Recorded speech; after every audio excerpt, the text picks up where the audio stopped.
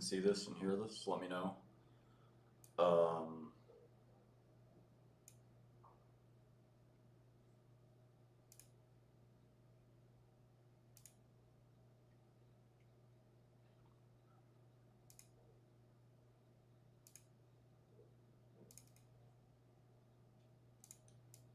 Cool. I think we're live.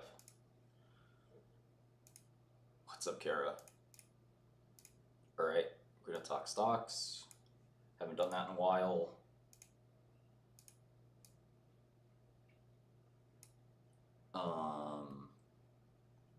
Yeah. Hope you like stocks, because we're gonna go into stocks big time. Better like stocks, especially drug stocks. All right, so which ones should we look at? I have this screener list. You want to talk about Bitcoin? Have you guys seen this guy, Jack Gamble? I just want to, he calls himself Nobody Special Finance. This guy is a retard. Look at him. Look at this idiot. Okay, now I'm the retard, I guess. There we go. There he is. See, the photo goes away with the render. So he thinks that CoreWeave, which is a $30 billion company, is like a front company for NVIDIA, and NVIDIA sales are artificially increased because NVIDIA once upon a time invested in CoreWeave. I think NVIDIA is going to buy CoreWeave. But the guy doesn't know anything about finance. I don't even think his name is Jack Gamble, because if you Google Jack Gamble, there's no person that pops up. Like, everyone has paper trail, right? Look at these fucking thumbnails.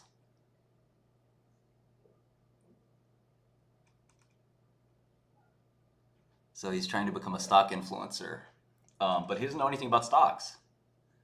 And it shows. Like, he's been bearish on NVIDIA, which is the best performing stock, basically, for the last few years. And it's like the worst stock call of all time, basically. And the thing is, with a lot of these financial influencers, because they're not real traders, they try to have it both ways, where they don't tell you to go short it, but they sort of show you these warning signs. And then if the stock goes down, they're like, see, I warned you, I told you so. But if the stock goes up a lot, which is what happened here, he can plausibly say, well, I never told you to short it. You know, and it's just like, say something sophisticated, but all he's got is like, he talks about silver. He never talks about like real financial stuff. You know, look at this garbage. Could you imagine a professional like doing shit like this? How sad.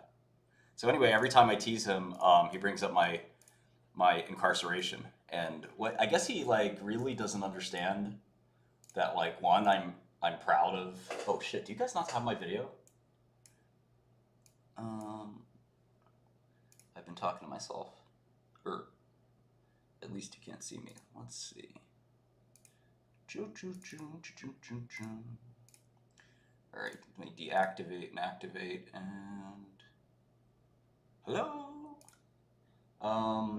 Maybe some other app is using my video. Let me turn off Discord. Maybe that'll do it. But yeah, I promise you, I'm here and I'm looking very good today. It's just not gonna be on camera.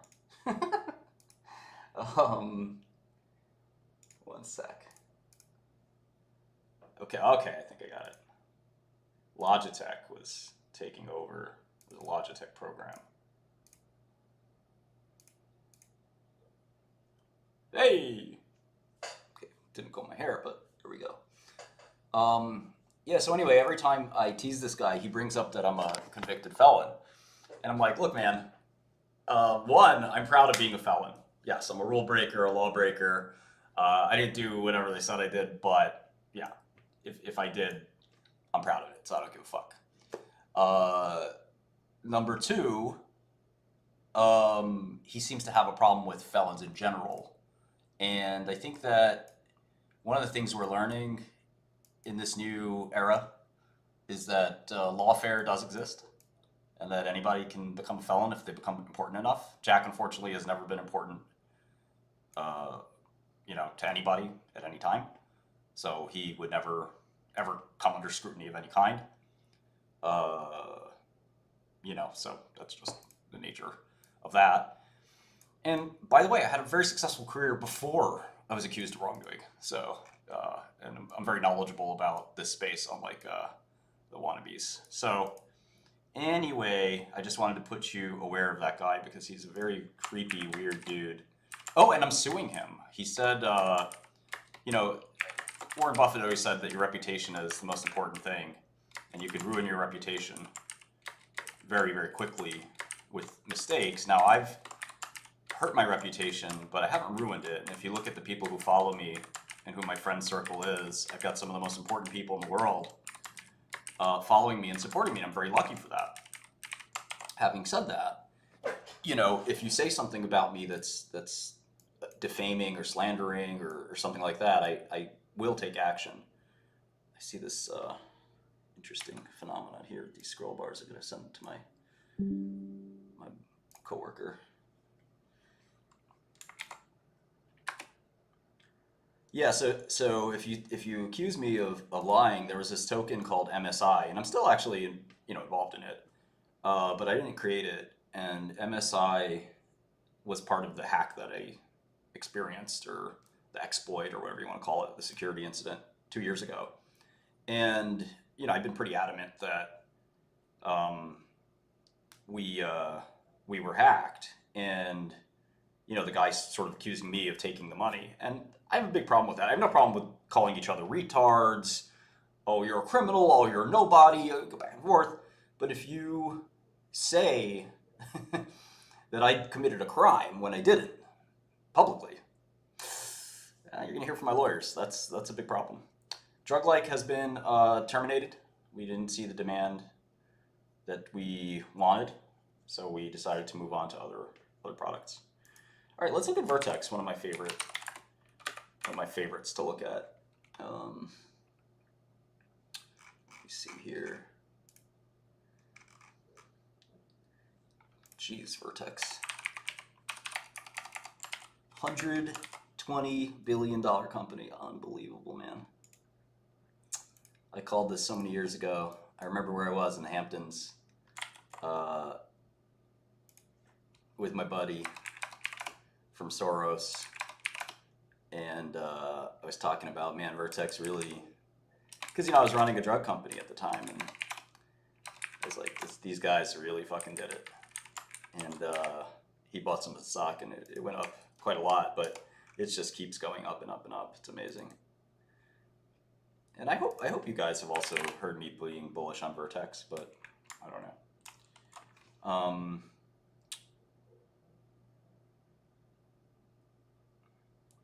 WASM, yeah, we like WASM. We like WebGPU. React works pretty well, but I do think WASM is a nice tool for some things. All right, so for Vertex, let's look at some of these press releases. The most important thing for any business. What were their official press releases? And they're generally released on these newswires, Business Wire in particular, but also PR Newswire, which is now called Cision. All right, so here's the last important one.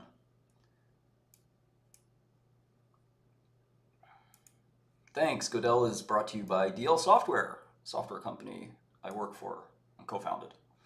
I'm a junior developer. It's very stressful. I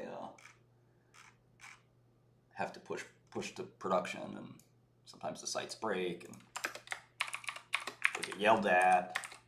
It's very, very frustrating. Well, press releases and filings go hand in hand,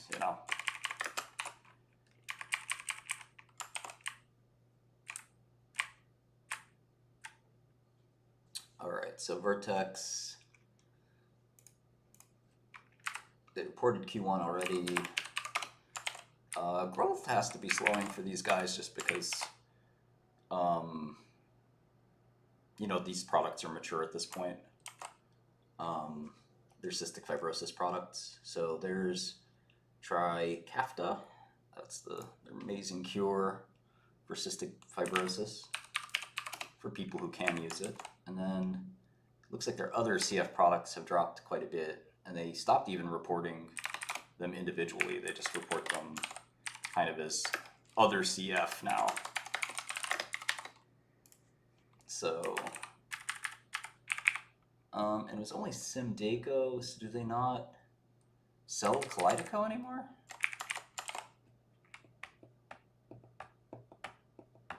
Maybe they did something with Kalydeco. I haven't caught up with those guys in a while.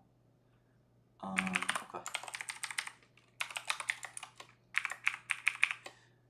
Well, press releases are the company's official news. They generally become 8Ks in SEC filings. Sometimes it's not. And then, of course, the SEC filings are very important. But I start with the press releases.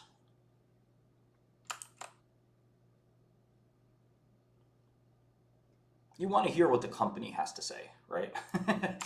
The statutory filings are not always that important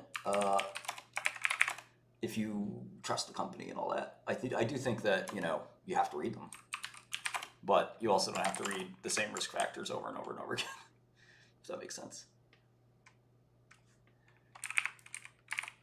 If you know what you're looking for. In pharma, what's interesting about pharma is that there's really only a couple things that matter. So unlike other industries where you kind of do have to pore over the SEC filings, you know, in pharma you really don't have to. There's nothing hidden in the SEC filings typically. I wouldn't suggest the same for other kinds of companies like software companies or whatever. I do know my own IQ. It's very high. It's not as high as you might think, but I like it where it is. I think that IQ is a weird thing. You know, it measures some things really well. It measures other things not so well.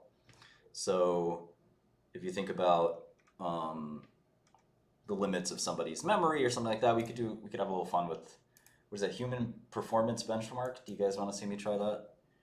I think I was trying it the other day. Human benchmark. Yeah, whatever. Okay. So let's see. I don't want to do reaction time. That seems like not great. All right, sequence memory. I just woke up. Not really. I woke up at 7, but I gotta snap out of it, and a little. I don't know if I'm going to perform that great on this, but I'll try it out.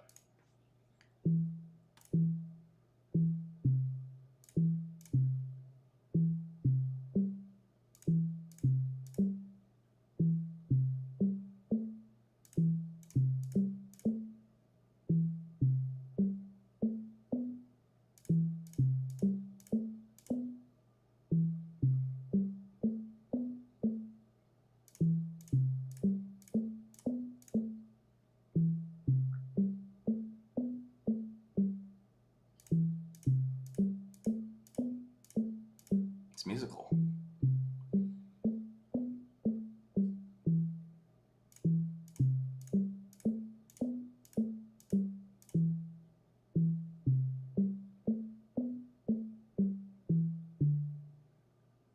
Uh-oh.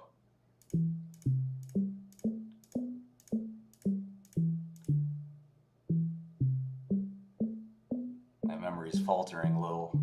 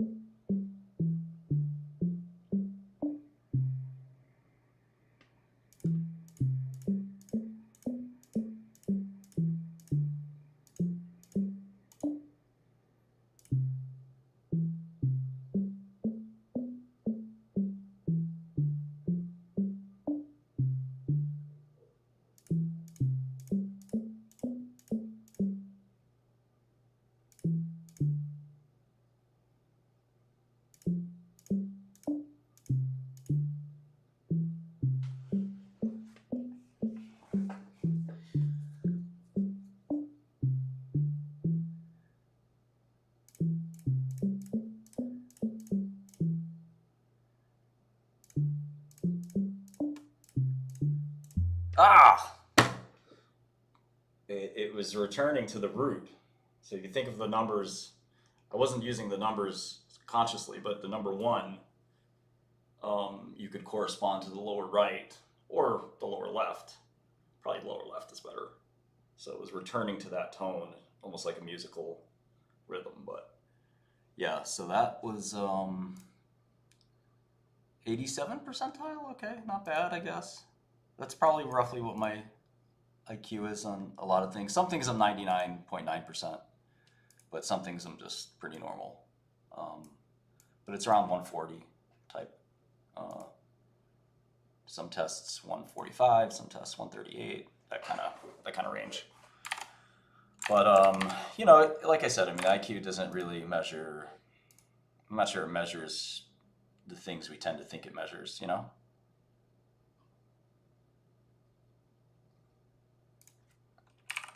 Let's get back to work. That was fun though.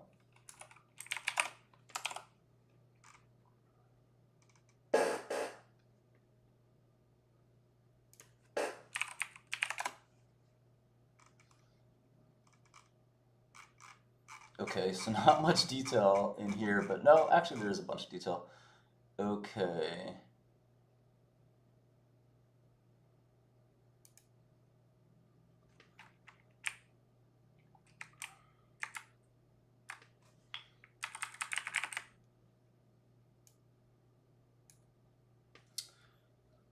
So basically you just go through the press release and painstakingly add everything up. All right, so product revenue guidance.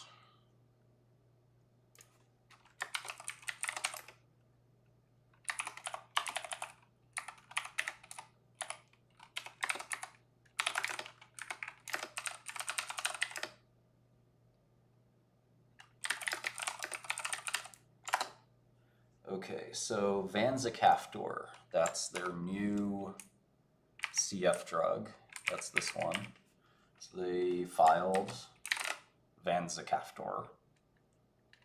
I don't know if I have a thing here for vanzacaftor. It's also called VX121. Okay, I do have a little page here. And it's really funny because my modeling method seems to have taken over Wall Street. I'm really proud of that. It's thanks to all of you guys who watch the videos and then go work in Wall Street. Whether you're going to work at Point72 or Bridgewater or Goldman Sachs or even less prestigious firms and hoping to get up to those firms. You know, I've heard over and over again that my videos are the standard. So I'm very proud of that. If you don't like my videos or you want even more content, definitely check out Aswath Damataran, the NYU professor. He's very good. All right, let's get back to... Okay, so they are filing suzetrigine. Oh, that's the big news. So that's VX531. And did they kill 548? No, 548 is suzetrigine. Okay. Suzetrigine. I bet you that the name of the inventor or their wife or something is Susie, because you get to pick this part of the name. So I would name it after my wife or daughter or something, suzetrigine, and you're gonna have millions of doctors prescribing this drug.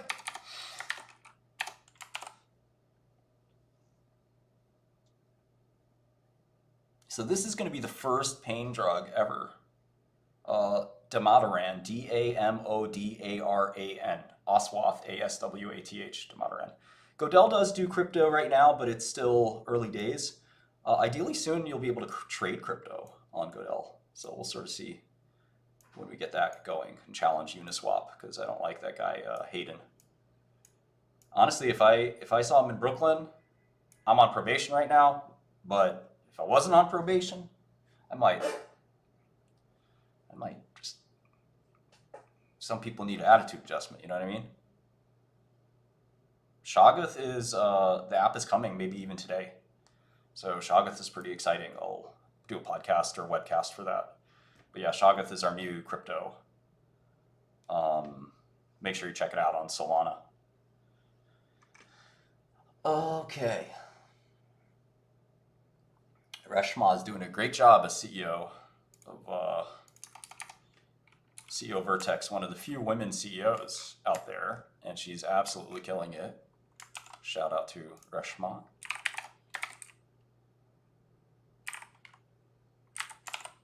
I don't know if we quote Tao, but some point. I don't think we're going to do Nepali stocks in a while. So Netrunner basically, the Netrunner situation was really funny. So Netrunner had or has, I don't know, he's kind of a fraud, a project called Shog.ai. And since we were coming out with Shoggoth.ai, we just didn't want to collide with him. So, and we kind of liked him, I guess. Nobody really knew much about him. He kind of LARPs is kind of the conclusion that we came up with, is like, he's not really a programmer. He just LARPs about it. So I threw him some crypto. And I was like, look, don't sell this, man. Like, you know, we're going to come out with this project and all this. I'm just giving you a little bit of early tokens. And he's like, I promise I'll never sell it. I was like, cool. And I understand, like, he's allowed to sell it if he wants. But, you know, I was like, if you want to sell it, it's really illiquid. So just call me if you want to sell it. So then, of course, you know, a week later, he just starts selling it. And I'm like, dude, what the fuck? And eventually, we just all learn and realize that he's kind of a fraud. This other guy who employed him gave me his exit interview, and that was very disastrous. He didn't do any programming. It was just bad. So, you know, he was kind of a scammer. But Default, we had 5 times as much. I actually know Default in real life, whereas I don't know Netrunner. And I was trying to, like, give Netrunner a grant. And Netrunner came out, man. He got like $30,000, $40,000. And I think a lot of people will sacrifice their friendships and relationships for $30,000 or $40,000. And then it's like, okay, when that money's gone, now what? I'm just going to hope to get another 30 grand from somewhere. I mean, in reality, that's really not that much money. It kind of sounds like a lot. Everybody would want an extra 50K in their bank account, but the reality is, if that's what you're using to live off of, that money will be gone pretty fast. So, fuck Netrunner. And then, same thing with Default. Default, I met Default in jail. He was like a groupie. He was like, "Are you Martin Shkreli? Wow." And I was like, "Yeah, man, what's up?" And he's like, "You know me from the hacker scene." I was like, first of all, I've never been in the hacker scene. Maybe for like 2 minutes, you know, just, you know, messaging some guys, but never been in the hackers, you know, scene at all. And, you know, I was like, yeah, man, whatever. It's cool to meet another intelligent white guy in prison. There aren't that many. So, you know, you stick around to those guys, but we didn't even hang out in prison. I saw him a couple times, but he's a weird guy, like, you know, but, you know, you root for the underdog. And he came out of prison and he's doing this fucking Discord trading chat. And, you know, I don't know crypto that well, but I've now learned that I know it better than him. But he knows, like, the scene of, like, all the retard influencers and all the, like, new tokens that are coming out and all the meta. And that's not cryptography.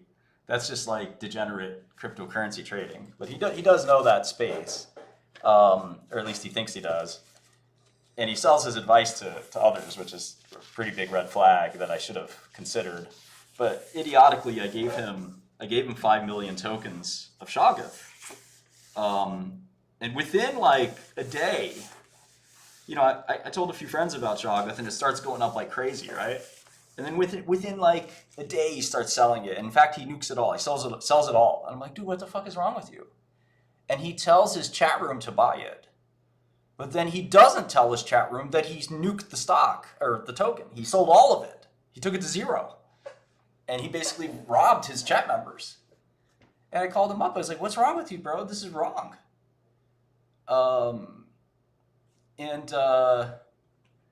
You know, how the hell could you do that? You know, you're fucking me over. You're fucking your people over. I didn't even know at the time that he told his chat room, because I didn't want him to do that. I wanted to keep the project private and secret until I was ready to launch the product. So he's like, okay, I'll fix it. And he goes and he buys the token, and we kind of get back to where we were. But you know, you kind of have this irreparable harm once you've fucked up the whole situation. And then of course he does it again. You know, greedily sells everything, and again he doesn't say why, and he again lies to his chat room. He tells his chat room he sold a small amount, and I'm like, well, how'd you sell a small amount? You sold all of it.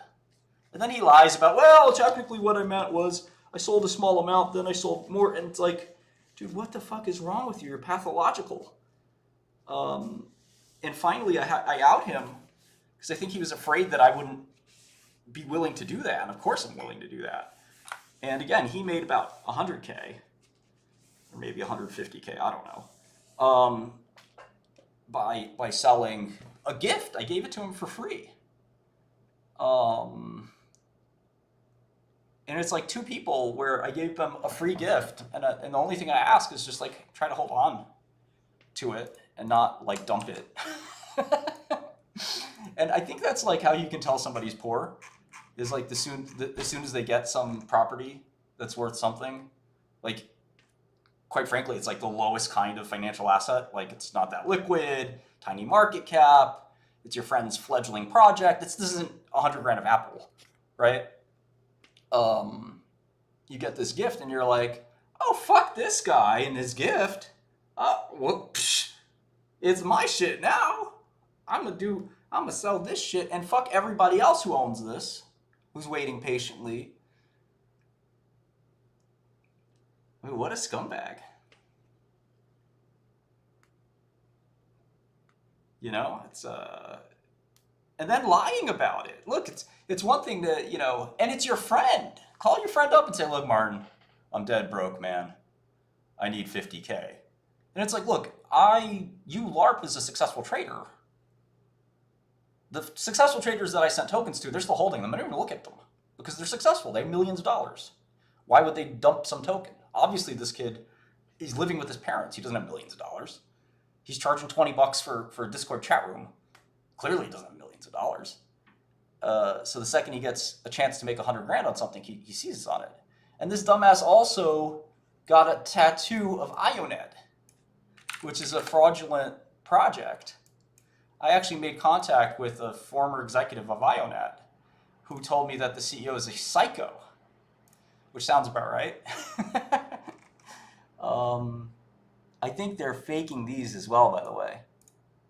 And I think I can expose them on that. I think that these jobs, which aren't many, there's only like 9, it's kind of cringe.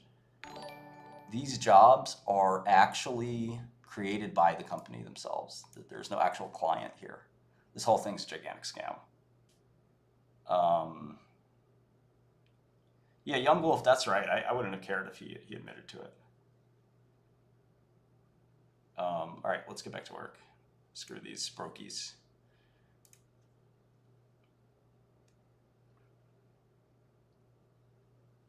Okay, so they're going to buy Alpine.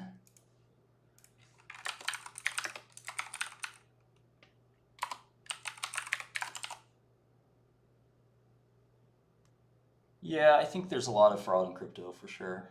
I mean, there's no doubt about that. Let's look at this stock though. Let's focus together.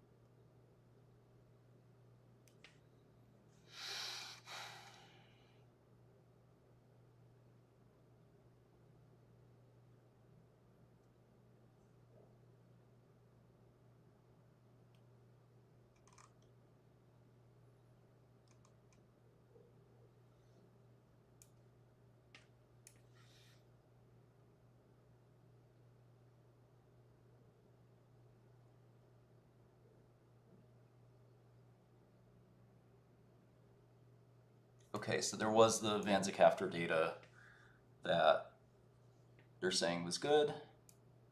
We'll take a look. Oh, what's up? Boosted bikes. I guess I can unmute you. Just shoot me a message on Discord, I guess. Let's see. Okay.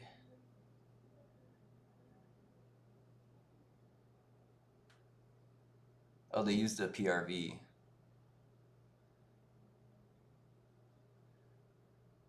Okay, Casgevy. This is kind of a shitty drug. This is this guy, right?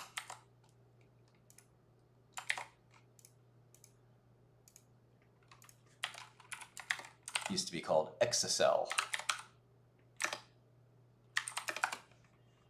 Now it's Casgevy.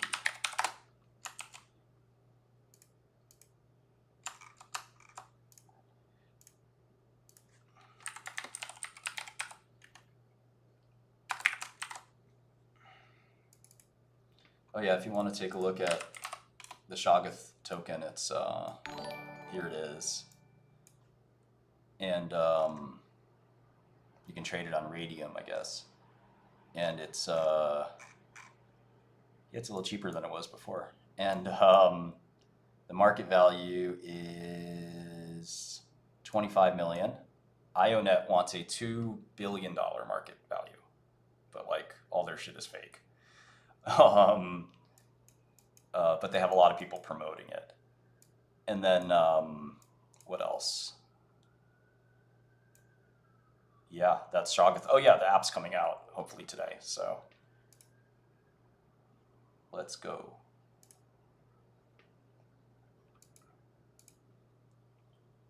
Today, maybe tomorrow, I don't know. The devs always want to do more quality checks, but it's basically ready. In fact, you might be able to try it out on shoggoth.ai right now if you'd like. But it's still a work in progress. All right, Casgevy.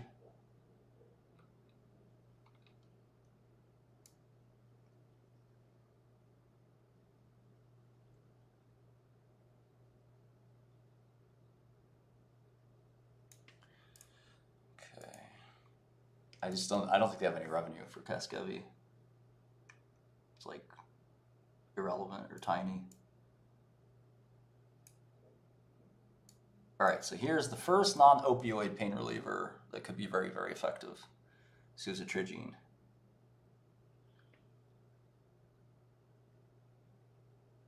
I hope people can't get addicted to it. It's going to be interesting. Are you still working on Shoggoth? We literally started it a month ago. No, I quit. Yeah, you know what? I got tired of it. 30 days is too much, man. It's too much.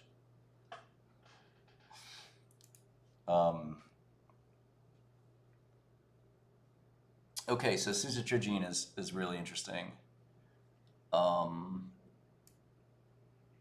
been following that drug for 10 years now, or that class of drugs at least.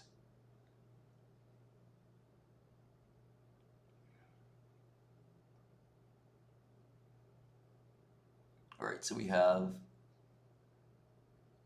Ridgeline. That's a phase 3 study.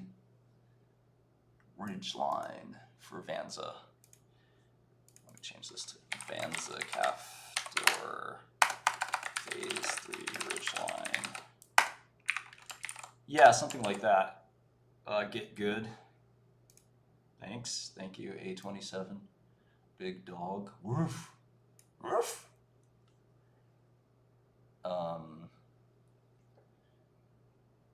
And then what do they got here? They have a mRNA, nebulized mRNA.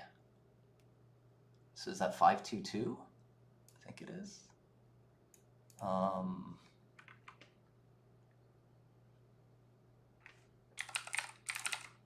just write nebulized there, even though it doesn't really make sense. I think it's 522. All right, so I'm just going to call it 522 for now, and if it's not 522, we'll fix it.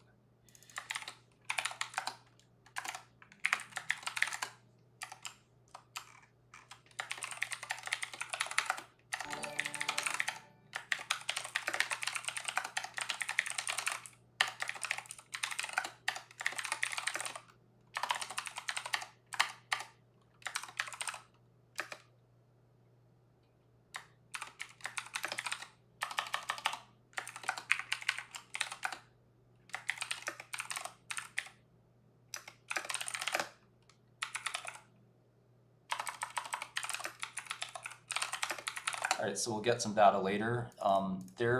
People have tried to administer nucleic acids for decades, and nebulized nucleic acids have a hard time getting into cells.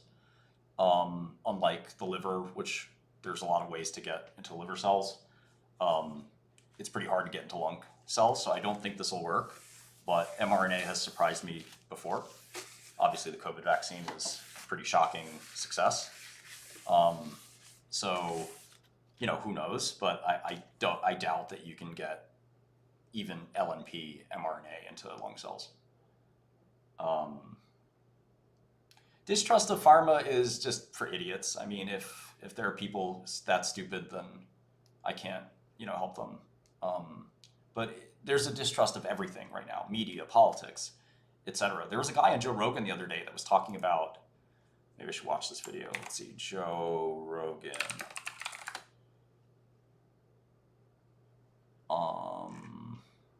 Terrence Howard. Terrence Howard is his name. This guy was just a retard. The new periodic table, yeah. You've never breathed in twice without breathing out. You breathe in and you breathe out. You charge and you discharge. There's no... So how is it that the breathing in, they're acting as if the universe is just expanding out, breathing out, and it's going to dissipate out, and they never include the contractive side of it, breathing in, because they were misled by Newton, who said everything moves in a straight line unless affected by something else. And we know that not to be true. Really? But they built the entire two-dimensional plane, the Euclidean space that we live on, that was... So I think he knows a little bit about science. He's talking about 2D Euclidean space. Well, there's a lot to say there because we don't live in Euclidean space, actually. We live in non-Euclidean space. And, that's sort of like elemental math. It's not elemental math, actually. It's, we sort of live in a tensor space that violates like the fourth axiom of Euclidean geometry, right? So this was a pretty important idea in math history, but he's contorting it, distorting it. We work on, that we try and define, that's the magnetic field, that's where they begin. Put those straight lines in there. That yellow line. So you felt like that, like from the expanding out. It contracts in fifths and expands in sixths. And so now what I would love to do is invite Neil deGrasse and David Tong or any astrophysicist, any chemist, I'll do it. Anyone in any field of science to sit down with me and examine these patents, examine the supersymmetrical systems that I've... So his patents were never issued. He filed them, but the USPTO denied them. My patents did get issued. Developed. But I want to show you linchpin now. Whoa. Here I'm an Oscar-nominated actor that is known all around the world, face recognition, vocal recognition, all around the world. I've invented a new form of flight, tangential flight, the ability to fly around your own center of mass, something they've never been able to do. It. And you don't hear any... Fly it. Show me. Make it fly. ...thing about it. And to further... The oldest saying in science, right, is extraordinary claims. Heisenberg's uncertainty principle, and I'm ready to have the debate at any university, anytime they want to. But they have no comeback for. So talked about that it was four things coming together, and that's what there was no chemistry sexually. She was like, "You think I erased those things? I kept those, and I know what you've done." And she started with the blackmail, and all I really wanted back was my mother's tape, where she told me, "I know you're going to be okay, Terry. I always knew you were going to be okay." I just wanted my mother's voice back. I paid her whatever money she wanted. She destroyed that. She just has 54,000 genomes in it. The iconic form of aliens with the. Yeah. Wow. Okay. Let me do this. Hi, Terrence Howard. I know a little bit about a lot of different topics in science. Some of them I know a lot of bit. I heard you on Joe Rogan. Oh, Joe Rogan follows me? Sick. You're very full of shit and I don't know, today I just feel off. And a disgrace scientific thinking. It does sound like you know a small amount. Well, said you're willing to debate anyone. I think I can.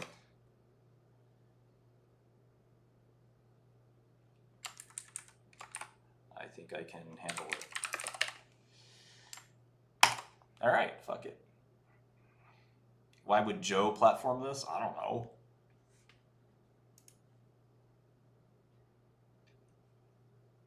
I mean, we're friends. Is that a good start?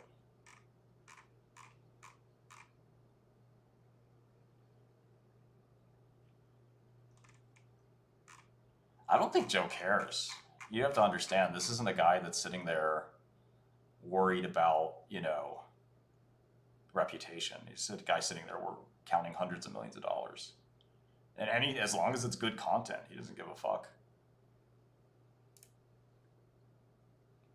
Yeah, I can tell you. All right, let's look at Vertex.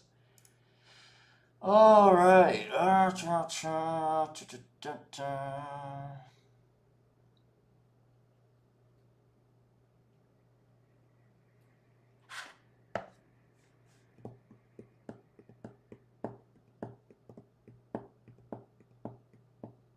Casgevy is such a fucking joke.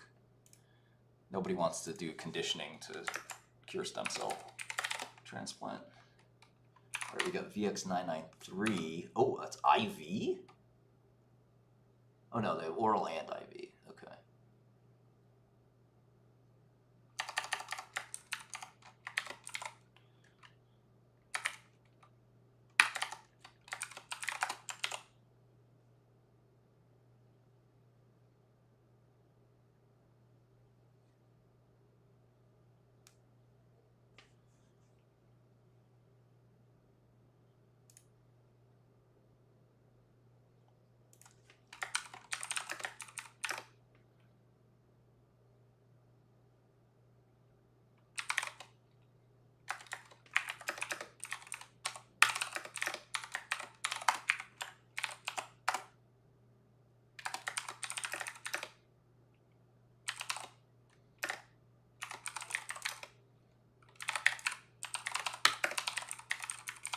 Yeah, so this pain drug could really change the world. Could make Vertex almost like an Eli Lilly, with what they've done with GLP or Novo Nordisk.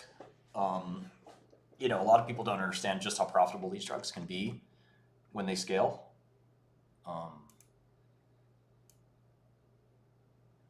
Okay, so they're still doing their FSGS-like drug. I dealt with Vertex quite a bit back in my day about these kidney diseases.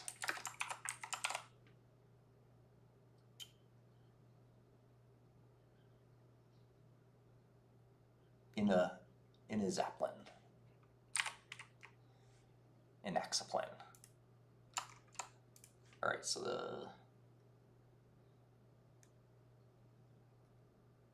they advanced into phase 3 portion by after IDMC unblinded review. Cool. I love these fluorines substitution.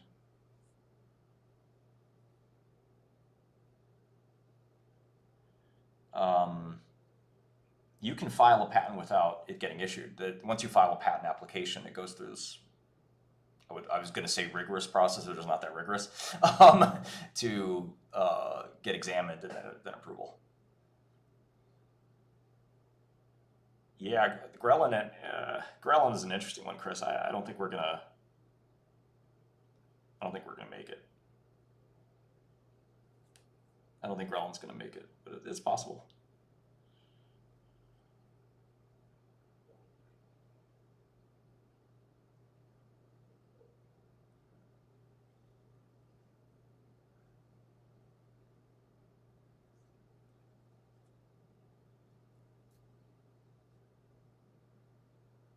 All right, so they're still doing type 1.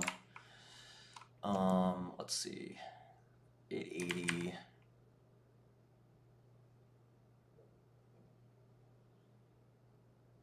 They had some kind of dose interruption.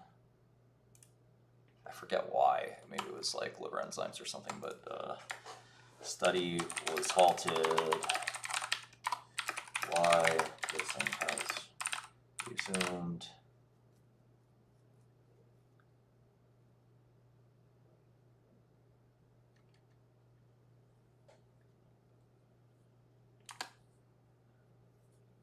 This is standard immunosuppression.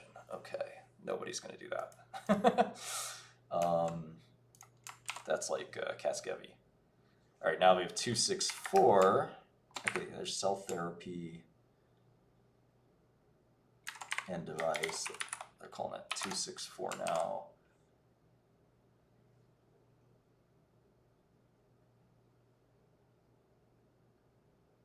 Okay, so that study is sort of ongoing. And then there's hypoimmune cells. That sounds really good. That could work. So these guys are going to cure type 1 diabetes too. No, it's not 25 years to get a drug approved. From start to finish, maybe it can be 10 years, but it can even be faster than that.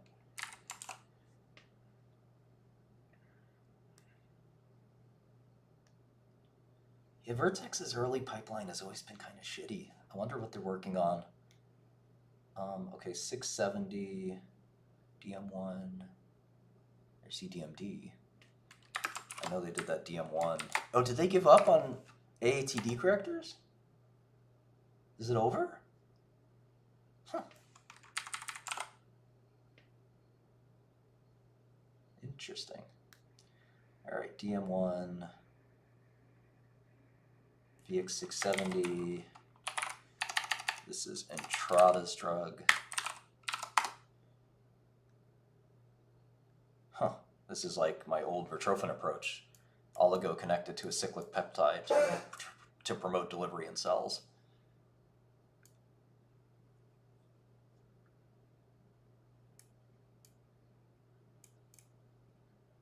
And now they have this ADPKD. I looked at this disease a long time ago. It doesn't seem, it's a big disease, but it's not that severe. Most people don't need treatment. But Vertex does love these kidney diseases. We were the only two companies that love these kidney diseases.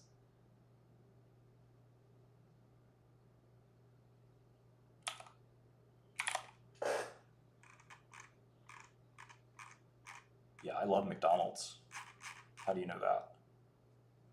Vertex stole my flow. I wouldn't say they stole my flow, but maybe. Oh, my face is covering the spreadsheet. That's not good.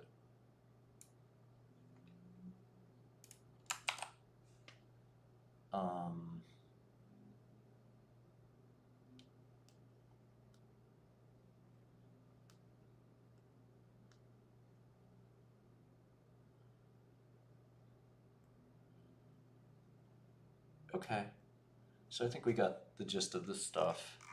So last time I looked at Vertex was about a year and a half ago on stream, and like the big question then is the same question now, which is how big can the pain drug get? Oh, this CTX thing's got to get corrected. This is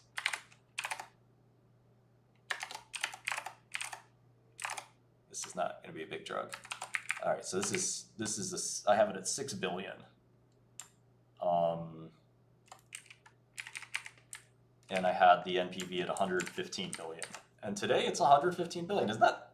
No way. almost the exact price. That's amazing. It's all on my GitHub, so proof that I didn't doctor it. Man, I'm so proud of that. That brings this big smile to my face.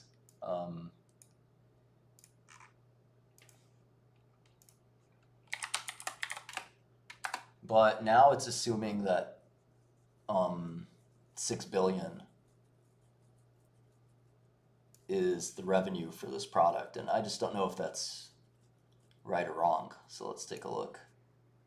This company Vortex Energy is getting let me tell my guy.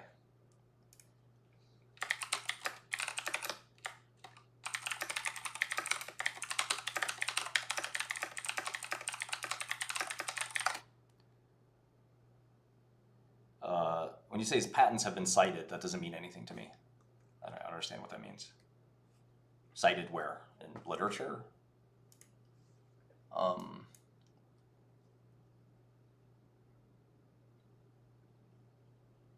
See, a lot of people don't understand that I can be very mean. I can go from 0 to 100 very quickly. Rather quickly. Cited for use case? What? You're not a scientist. Stop pretending. I don't appreciate clowns, man. Clowns are for entertainment. Science is serious. Don't make me smack you, man. Metaphorically. Microsoft cited. Get the fuck out of here. I know a lot of Microsoft guys, including some of the OGs. Don't make me name the names. You've heard of them. Nobody from there would respect Terrence Howard. We do real shit. It's a disgrace when these pretenders come. There was this other guy, Spencer, who was talking about microtubules. It's a disgrace. Work very hard for this. You don't just get this overnight LARPing. It's day in, day out, reading papers, reading textbooks. I could be out there having sex with beautiful women. Nah, I want to read the next issue of Proceedings in National Academy of Sciences. It's more interesting. You guys are worried about big butts and big breasts. No, I'm worried about quantum computing, complexity.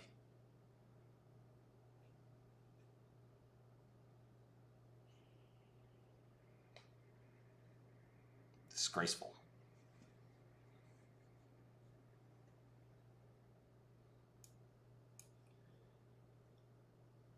Alright, so it looks like they did something with Tree Frog.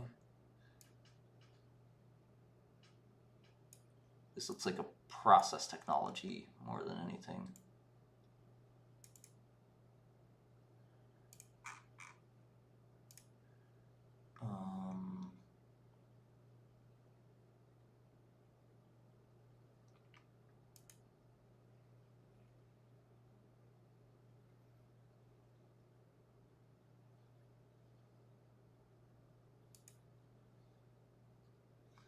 Let's have this question here as well.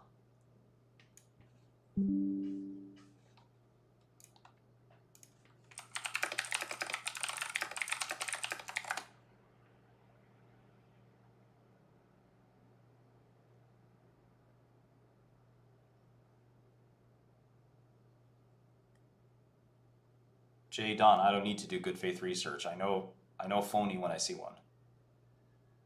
You know how they have experts of Picasso's? He studied Picasso his whole life, and he looks at a painting, and somebody says it's Picasso, and he's like, it's fake. How do you know? Well, Picasso's brushstrokes look like this, and this doesn't make sense. He never made paintings like this in this period, et cetera, et cetera, et cetera. And he just spouts off facts like that. That's like me.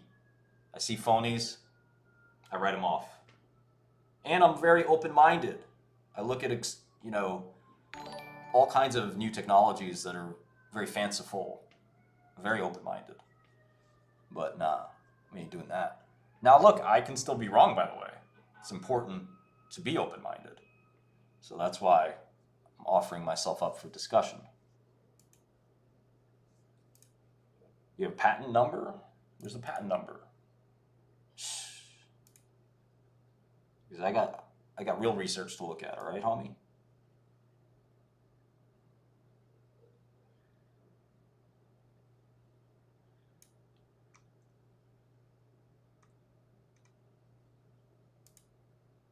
Okay, I'm not sure what this press release even is saying.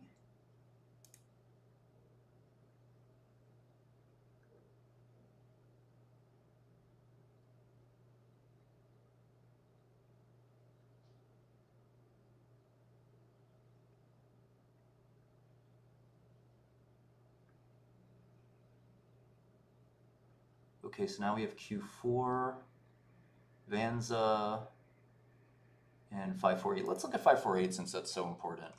Oh wow, look at this.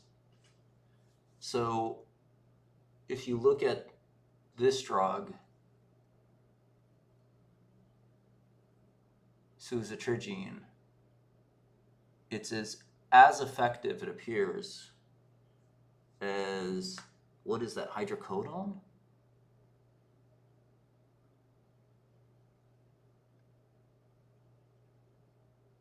Hydrocodone acetaminophen, HB APAP. Well, hydrocodone isn't that strong, right?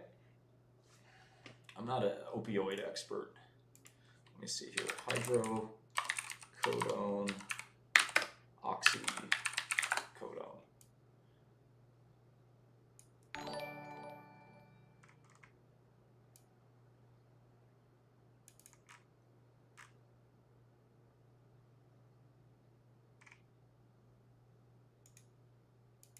Let's look at this paper real quick.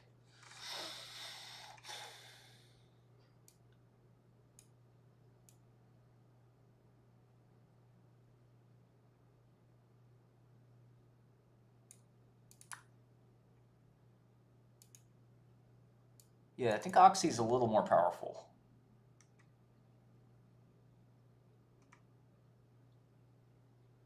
So you have the same pain relief as hydrocodone without the opioid. It's a non-opioid.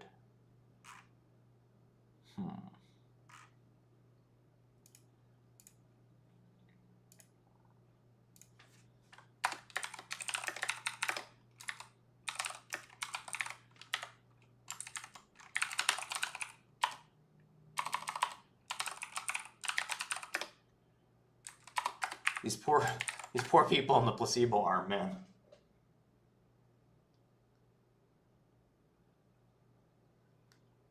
This is the NPRS score.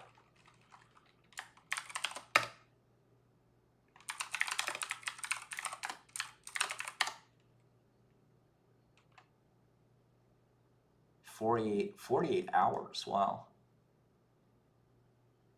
After a bunionectomy, so that's a pretty painful little procedure, or abdominoplasty.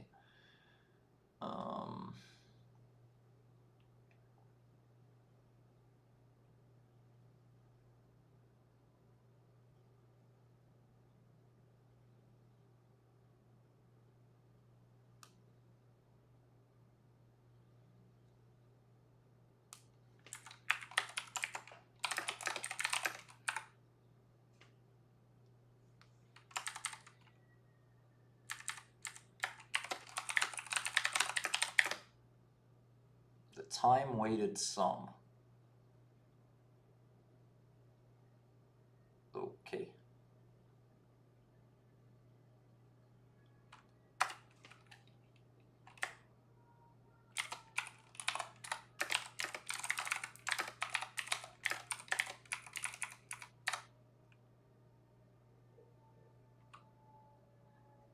Are they trying to say it's better than hydrocodone? I think so.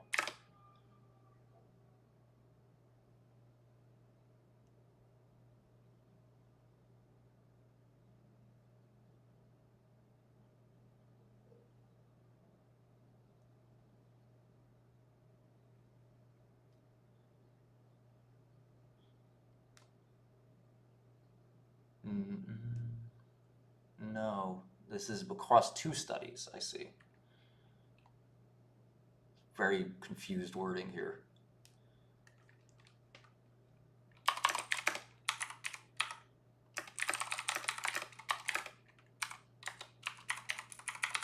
So could this be a $10 billion drug, $15 billion drug, $20 billion drug?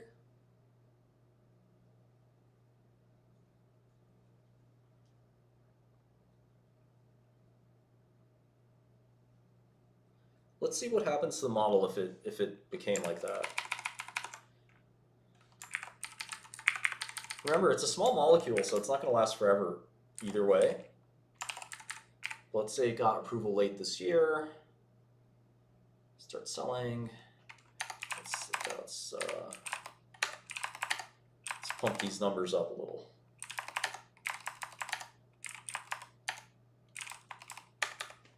All right, so I have it peak out at 13 billion. Then Vertex would be, there'd be some upside, but not a ton.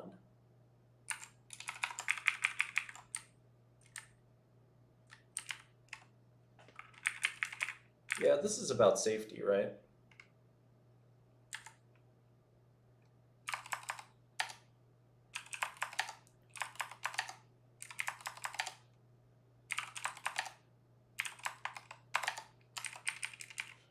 $15 billion, you get a little more upside.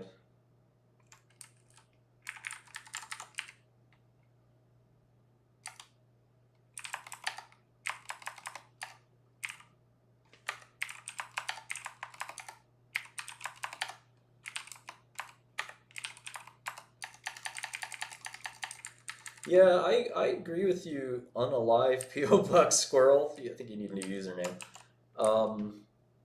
I agree with you. There's a lot of choices for pain relief, so it's yeah.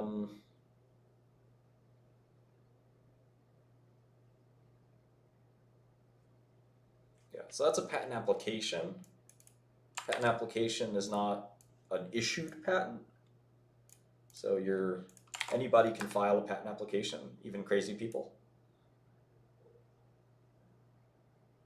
This looks like a crazy person's patent. One person.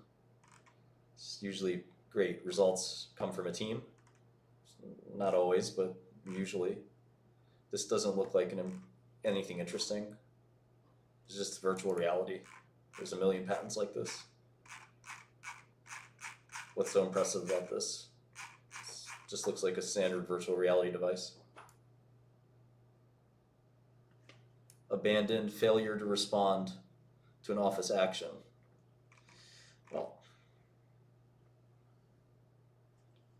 the citations? What citations? What are you talking about? Citing other people's work? Or other people citing his work? These are the citations that he made, and then other people cited his patent. Or patent application. Well, when you have to cite in the patent system, it doesn't mean anything because you have to cite every kind of prior art that's possible, and you have to show why. Basically, there's no violation of prior art. I have a little friend here. What you doing, kitty? I love you too. He said, I love you too. You don't have to kiss me. Oh, I love you too. You want trash? You want nibbles, Cam? I am bullish on Intelia. Little nibbles. Let me see if I can get you close up. Little nibbles. Hey. Yeah. That's right. Okay.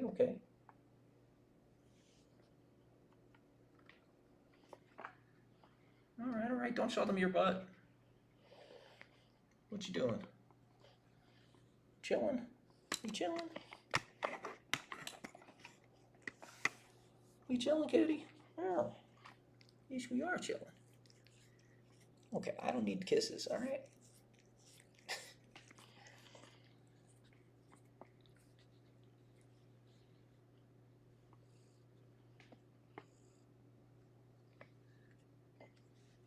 Trashy's good. I don't think Nvidia's overvalued. It's hard to say. I looked at the parallel between Nvidia and Intel from a while back.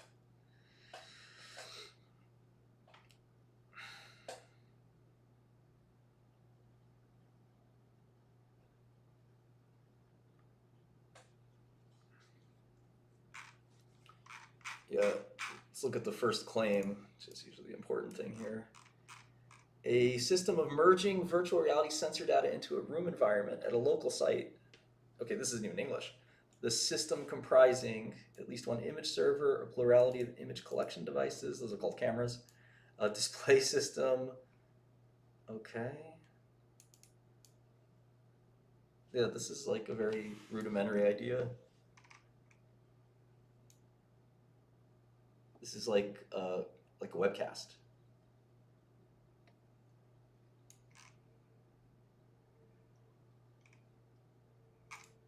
Yeah, this is like a very simple invention. So I think he went from like maybe trying to make these like simple inventions to like going crazy. But this is like a very, okay, he had a law firm trying to help him.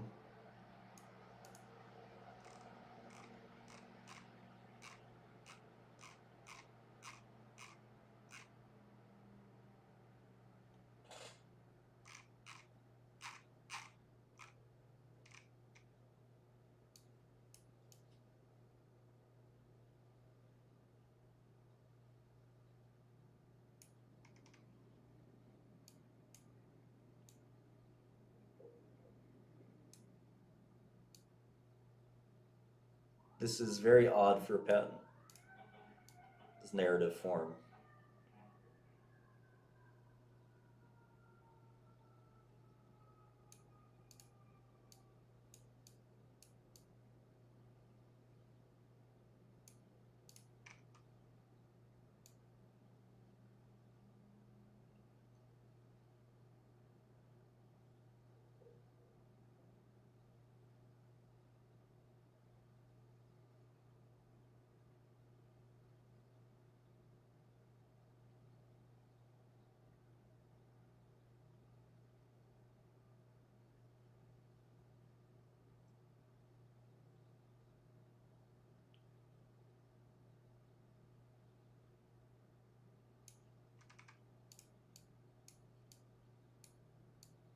Okay, so basically trying to use the windows to create some kind of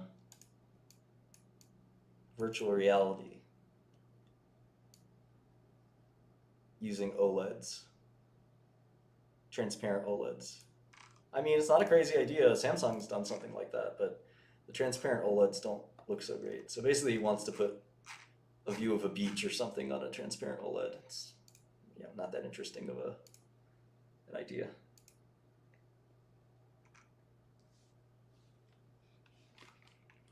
All right, let's get back to this. So even if this became the biggest drug in the world, one of them, still wouldn't be that great, because you still would have the small molecule problem.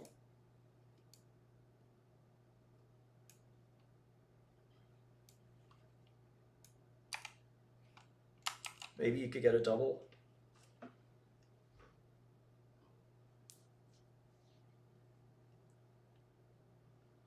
My stupid cat.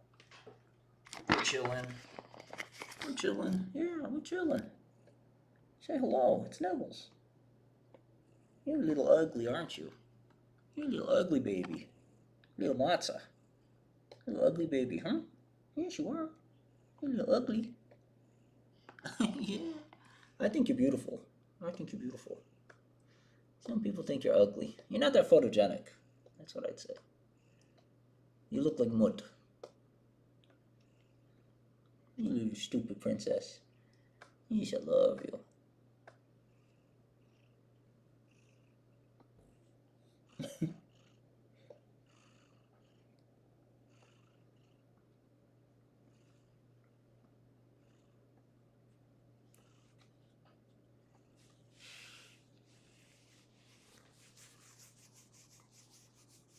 Oh yeah, that's good. Yeah, right there.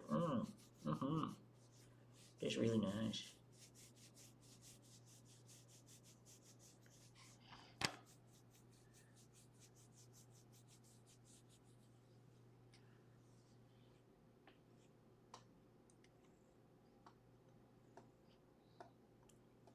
You little mud.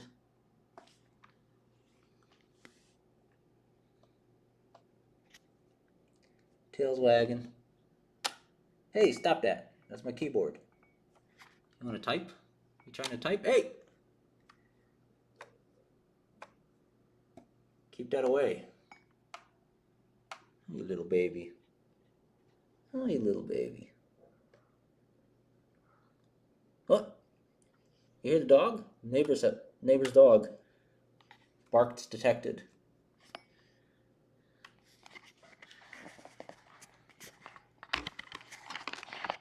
You hear him? You hear that doggy?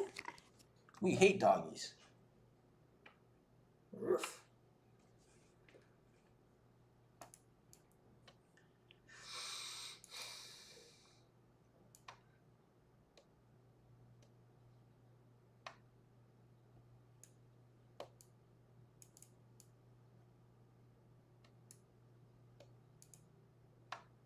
AEs were lower than placebo. Wow.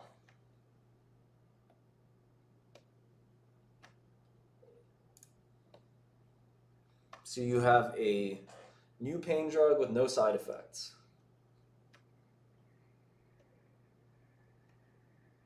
I don't know. That's tempting, man. That's tempting. The biggest drug company ever, right, is Eli Lilly, $700 billion.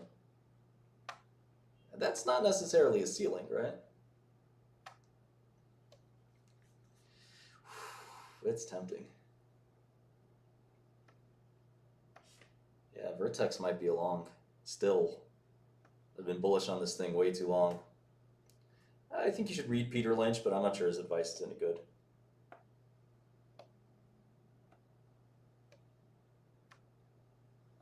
Yes, my cat is a person of color.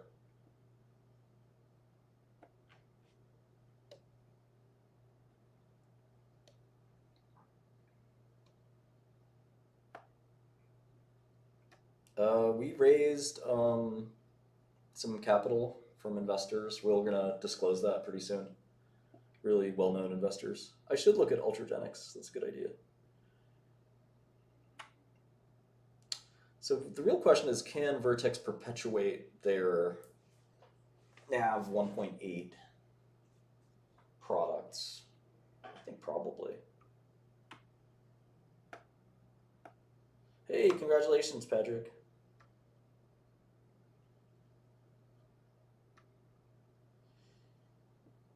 Yeah, so patent expiry for 548 is 2039, I think. But can they perpetuate it after that? Drug life cycle is very easy to model.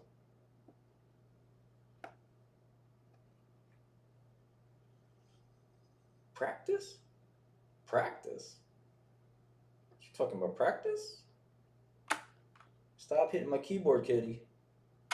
Stop it, you're not typing. Stupid. Stupid kitty. You stupid baby. Hey! You're gonna shut the stream off. Stop that. Your tail is bigger than you are. She's making this cute face. She's a little cutie pie. I love you, kitty. I love you. I love you. I just put my hand on her and she starts purring.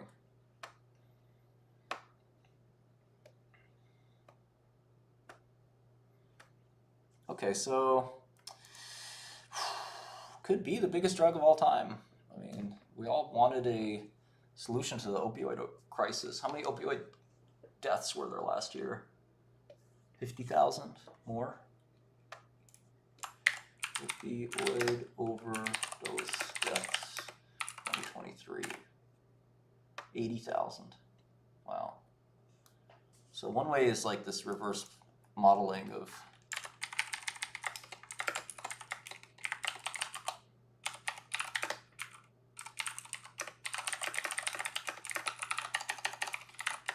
this is a little morose, but you could sort of value a human life. And that gets you 20 billion. If you eliminated all of the opioid deaths, would you pay 20 billion to do that? I think right now we're paying way more than that in different clinics and withdrawal programs and stuff like that don't even work. So to give people, what's up, Brian? This is little Nibbles. This is little Nibbles. Little Nibbles. Hello. Hello. It's Nibbles. Nice to meet you.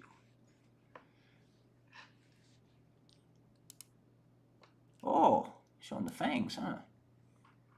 You're showing the fangs. Yeah, let's go back to sleep here. Yeah, we're going back to sleep.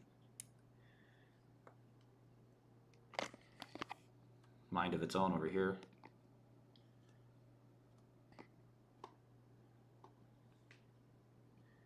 Excuse me, Nibbles. Nibbles, what's it like being Martin Shkreli's cat?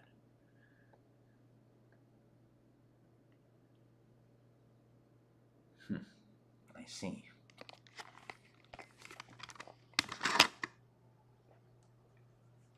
Yeah, so this drug's called suzetrigine. Suzetrine.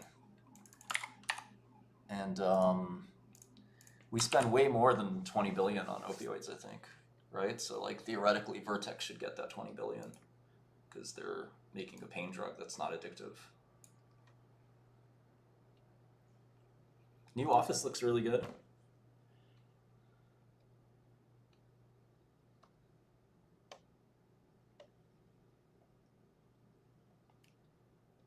We don't like work from home. Only for extreme talent, we allow work from home.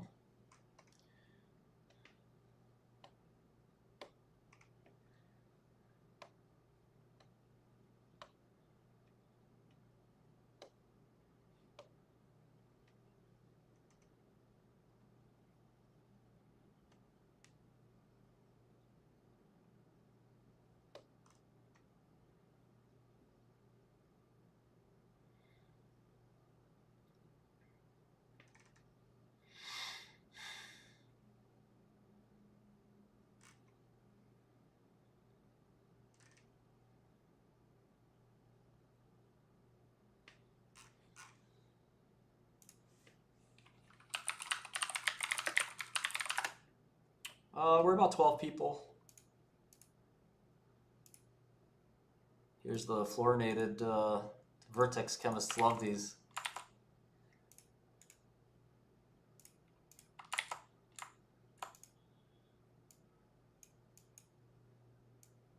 These fluorines make it a little, generally elongate the half-life a bit.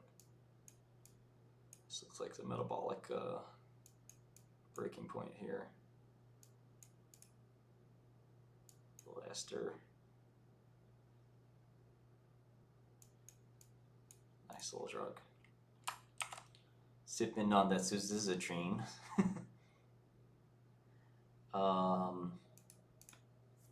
Okay. What's Profluent? That does sound overhyped. Open source CRISPR, what's the point? That sounds dumb.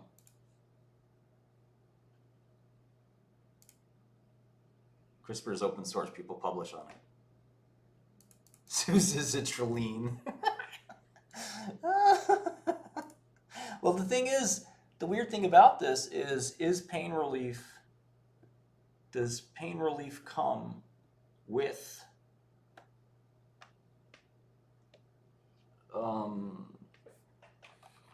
necessarily come with euphoria?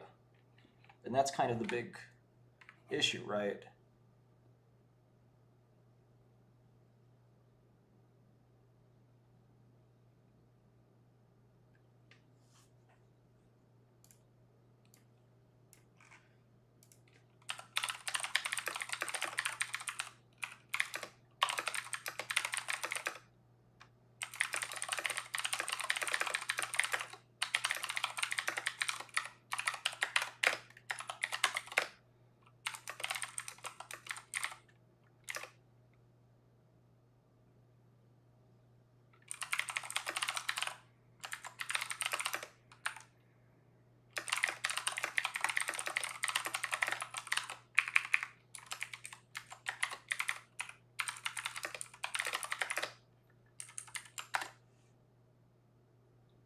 Lately I've been doing more back end work, but I want to get back into front end. Could have been right, so I'm still right because I could have been wrong. I'm always right. It's like when I'm right, I'm right. And when I'm wrong, I could have been right, so I'm still right because I could have been wrong.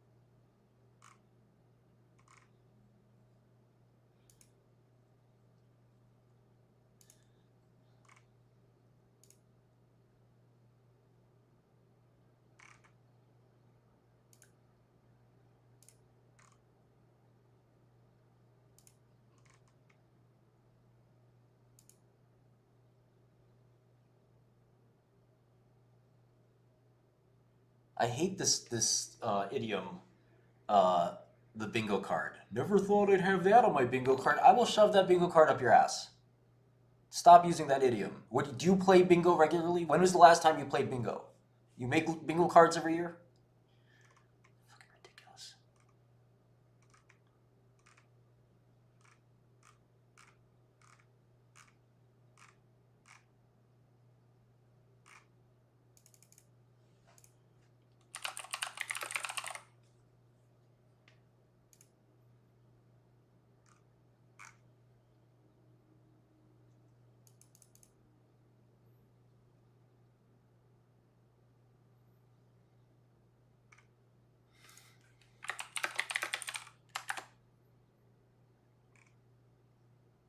Fuming.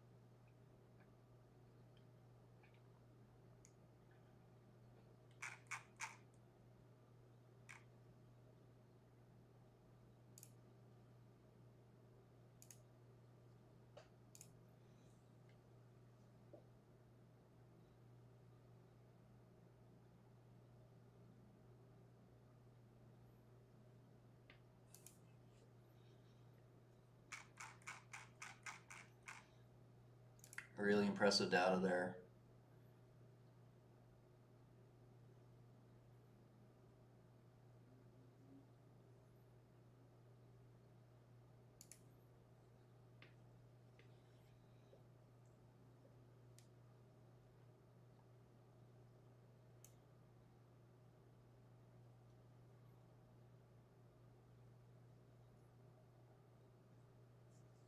Non-inferior. I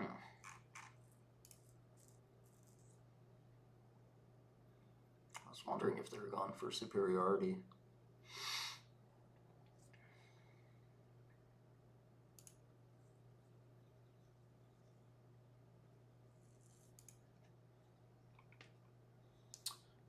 I did not see Anthropic's latest paper. I know they've been publishing a lot in that space in general. Thanks, Yusuf. Appreciate it.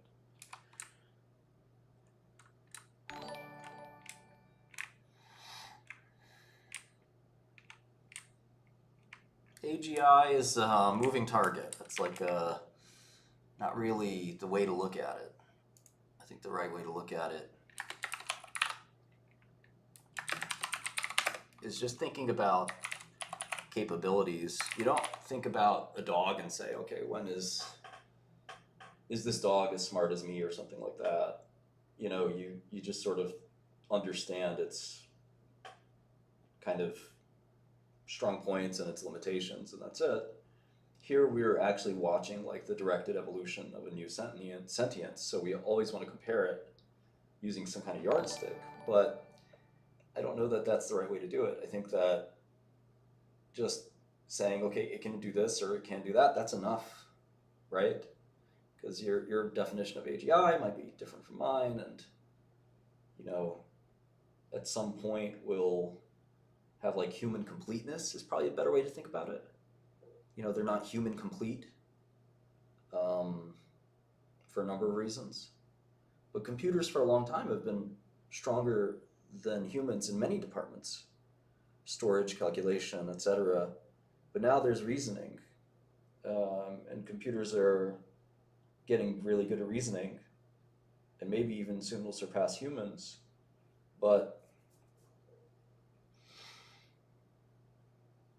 you can think about that as a computational tool and not necessarily as something that's a life form either. Those are probably two very different properties.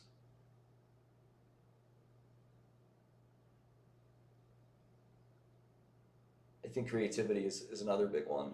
That's like probably the hardest thing for machines to do. AGI can probably be best defined as human creativity. Yeah, antidepressants are good. I mean, they're not miracles. Most drugs aren't.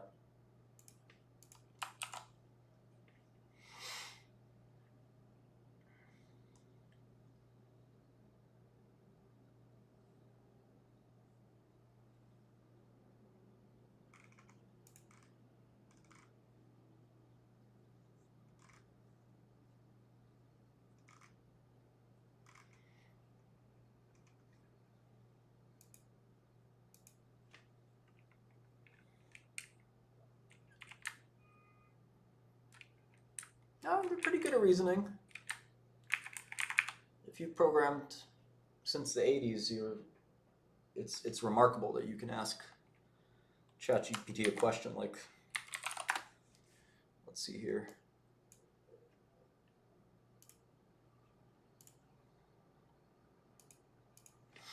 What is the difference between an apple and an orange? This is a pretty big idea. You know, it's answering this correctly. This is reasoning.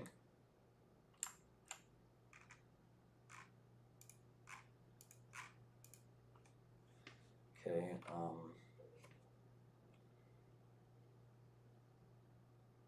Some mathematical reasoning. There's all kinds of things it can do that are pretty impressive. Writing code, of course. Gives me a simple proof that there are infinite prime numbers.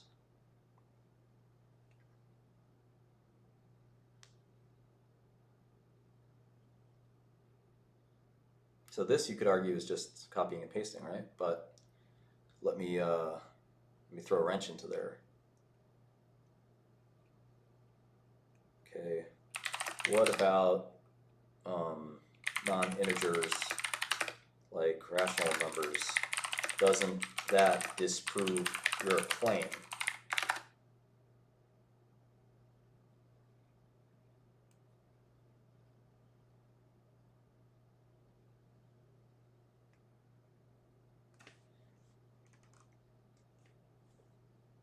And this is reasoning.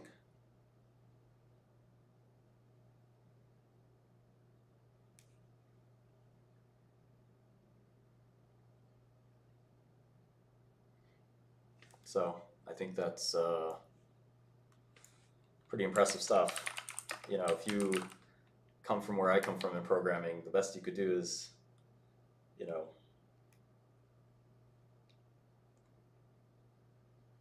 best you can do is if-then statements. So this is pretty miraculous. Now, is it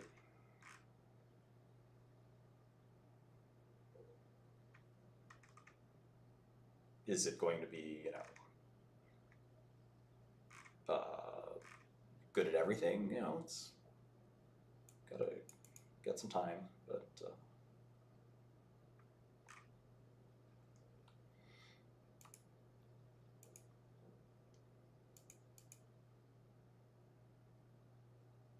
yeah, I would like to see Anthropic's work. I'm sure it is very impressive. Okay, so let me fill out some more plugging and chugging here.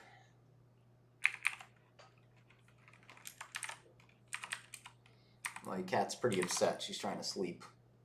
She's not loving this live stream right now. My little Scoopy Doopy, I love you. My little baby doll. She just passed out over my mouse.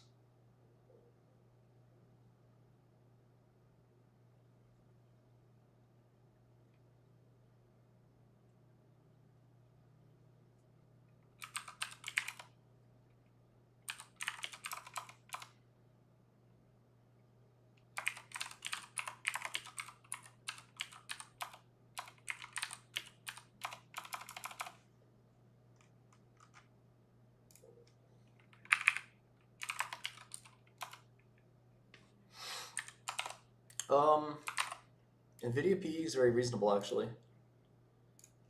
So usually for PE, you want to take the forward 12 months, right? So forward 12 months, 63 billion, 38 times earnings. I am homies with George Hotz. I love him.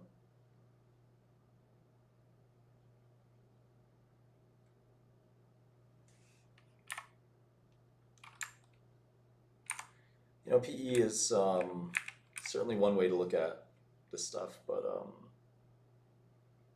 you have to understand that PE is a poor man's inverted yield, and that PEs are useful at like terminal years where companies no longer growing. And for cyclically sensitive companies like NVIDIA, PE is really not good at all. That's not even future 12 months. That's this quarter plus 3 next quarters. I have to move this over here.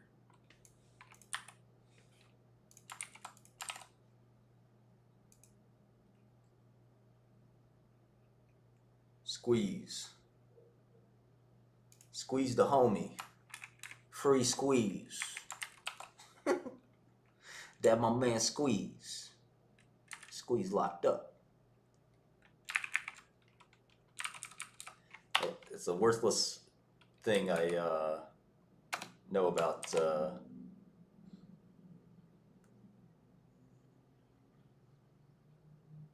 yeah, I don't know that I would think about it that way, Hermit. I think more of it from a humanistic perspective, like a Turing test. These are really impressive results. You can you can get atomic levels of reasoning out of these machines. I mean, it's pretty incredible.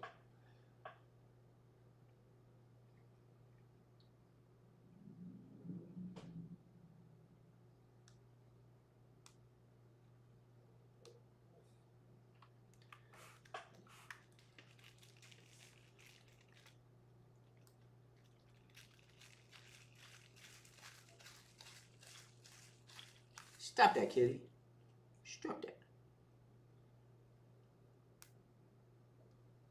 Run up the racks. Free my boy Squeeze. Free all my boys.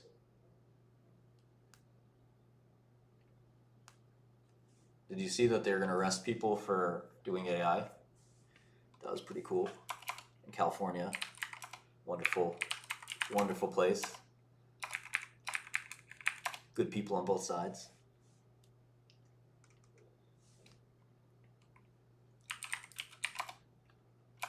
You guys want to do some programming, maybe?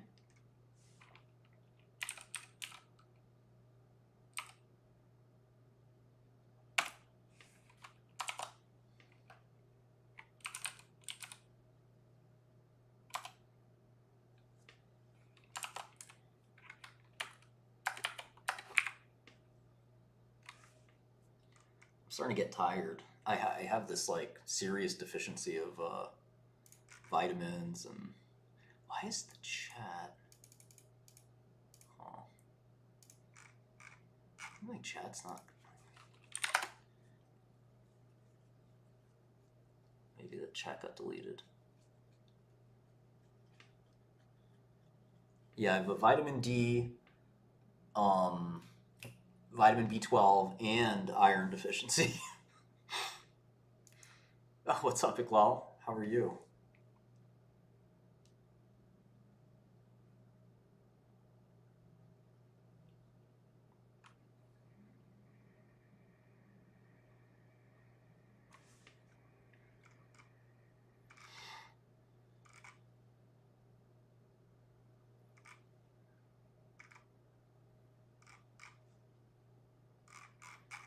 Okay.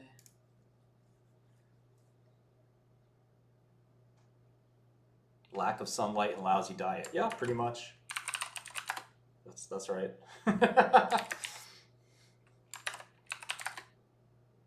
Correct.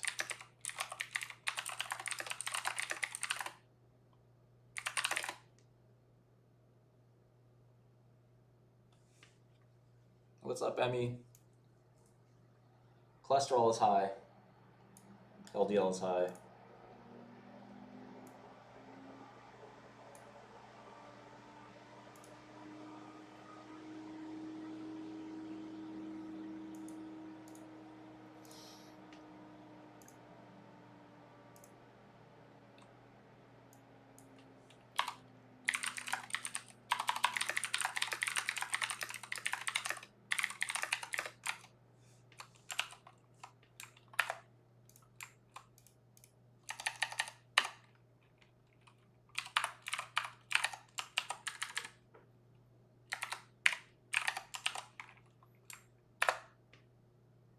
I already have the Wu-Tang album. You want to listen?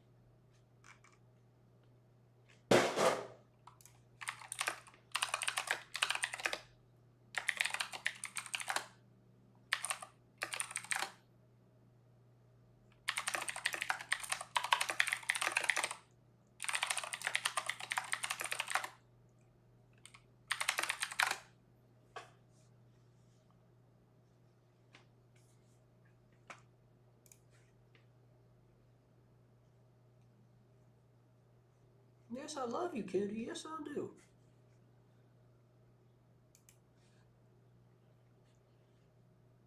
Yeah, I should order some food. Yes, I love you, kitty. Yes, I do. Yes, I do. Yes, I do. Yes, I love you. Yes, I do.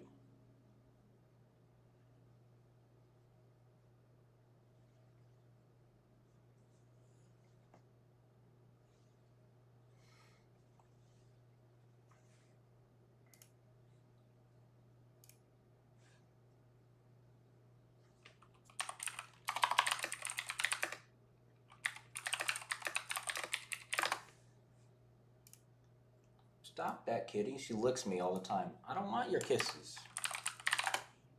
I don't want it.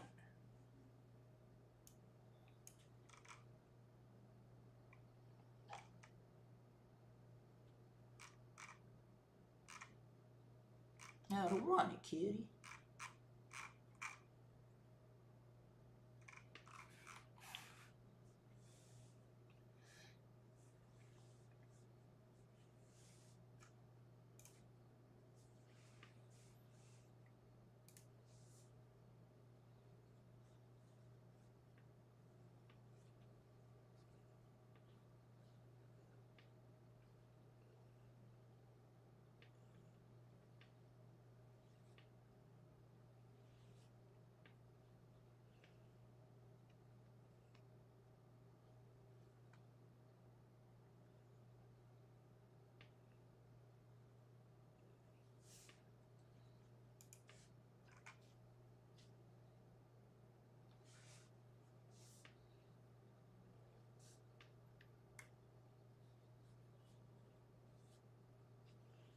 Last vacation I took, I basically can't go on vacation with this probation officer.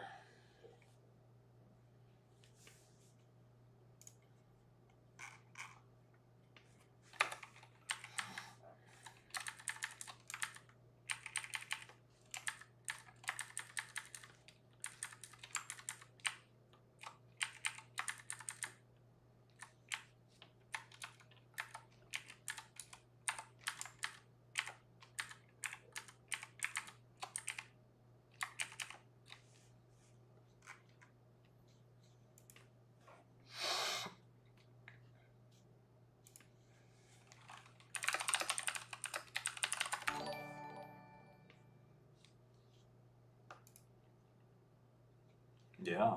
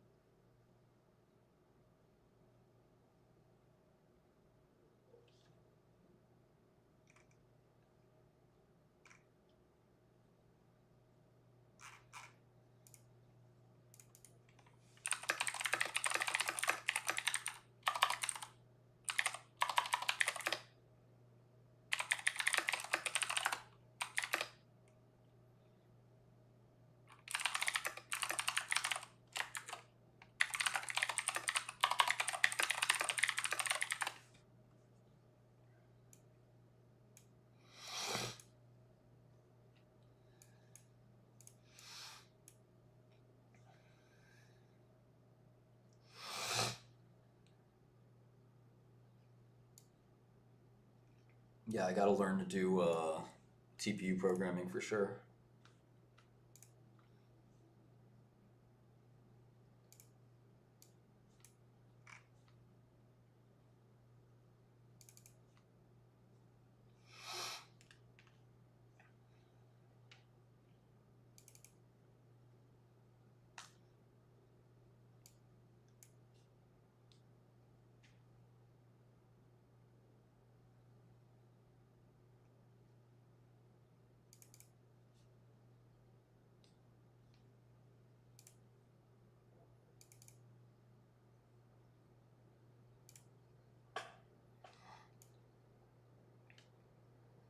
I don't know much about history like Alexander the Great. Sorry. It's not my field. It was my dad's favorite thing. Beth Jesus, my friend. Yeah, he's great. I wish him luck with this company, man.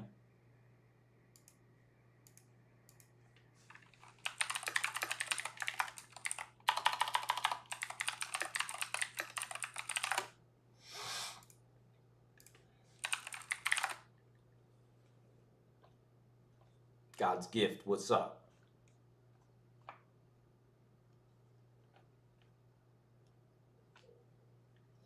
God's gift. Let's go.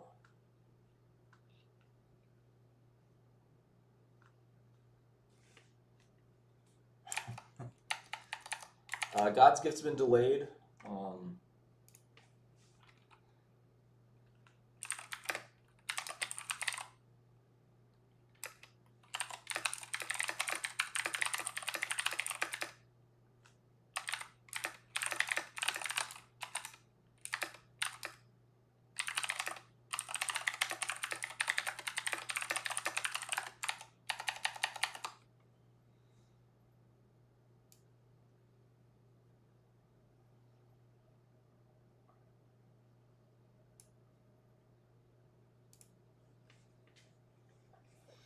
I've always wanted to read this book. It's called Hacker's Delight.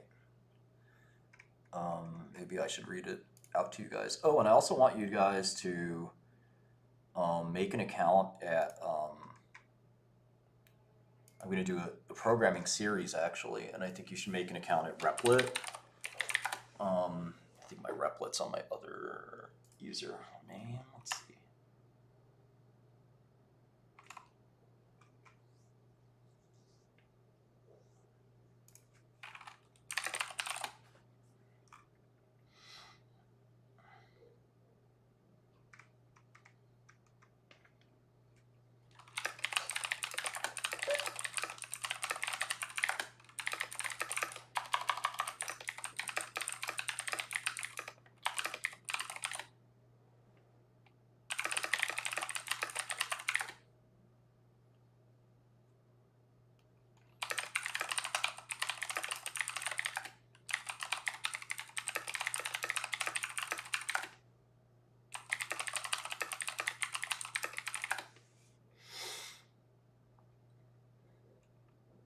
When is what shipping?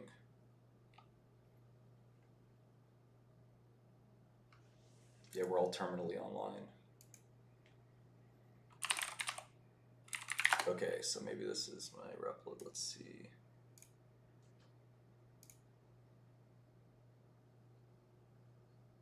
Okay, I think we're here. Are we here?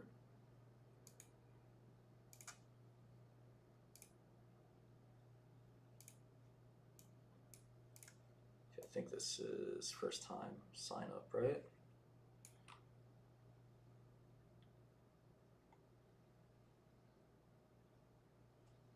Okay, yeah, this is first time.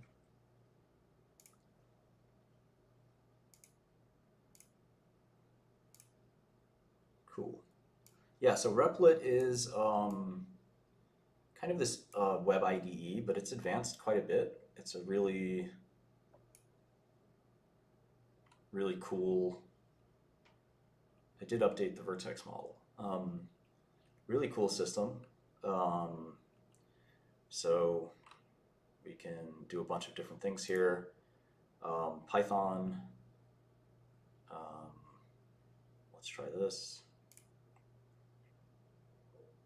And here we have like a really rich environment. It's not just an IDE like JS Fiddle or something, but there's a whole like shell here, which is kind of crazy. Isn't that wild? I don't think you could do stuff like that. Oh wow, you can.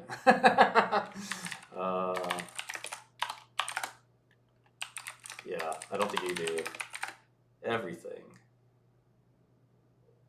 but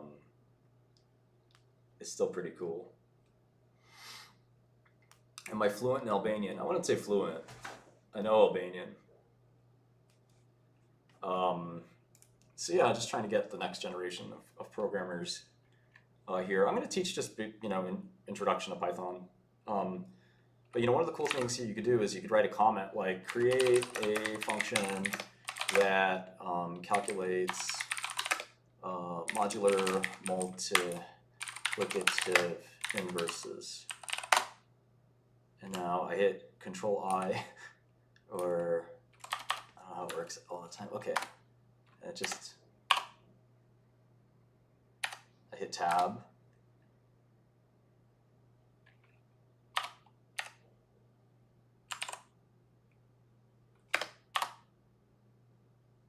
But it basically can do it for me, right?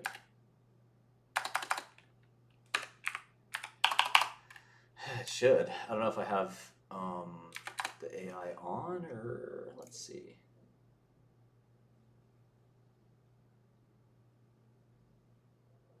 It should be like just running in the background.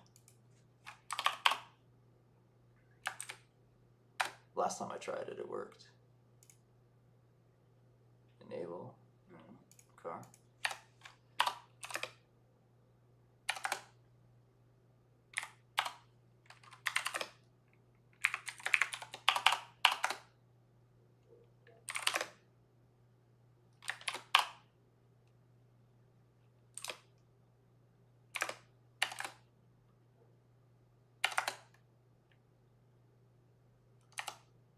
Yeah, I think maybe we try it differently.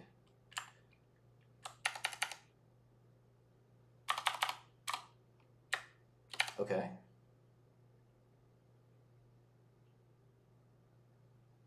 Is it like thinking? I'd like to see it if it's thinking.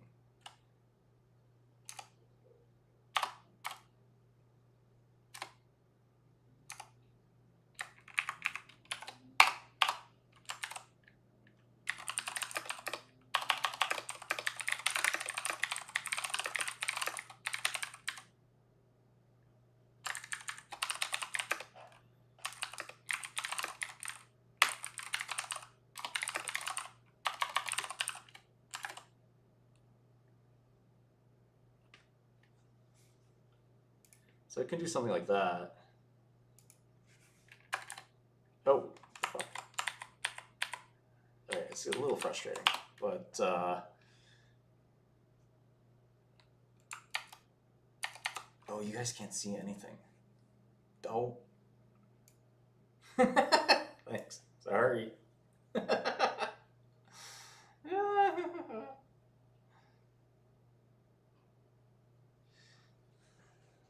Sucks for you.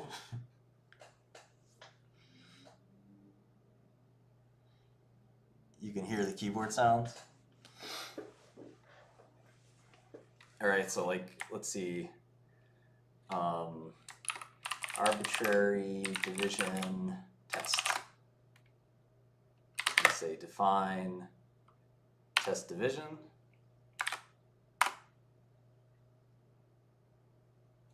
And you kind of, okay, this isn't, so we're going to define test division with the number, and then maybe the divisor, or whatever we're trying to test for. There we go. Really simple, and it's done. What's the problem with this? Yeah, I suppose we could do that.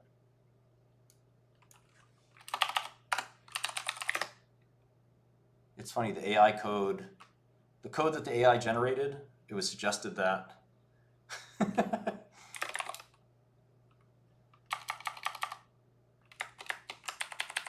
the AI suggested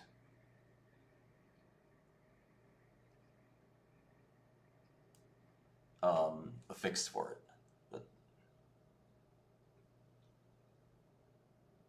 so we could just do return and 0. That's a much slower, much faster version. So if we want to say print test division of 10 and 5, we run it and it's true. How about 10 and 4? It's false. Cool. And basically you can do really advanced stuff in here. This is a pretty simple program. But I think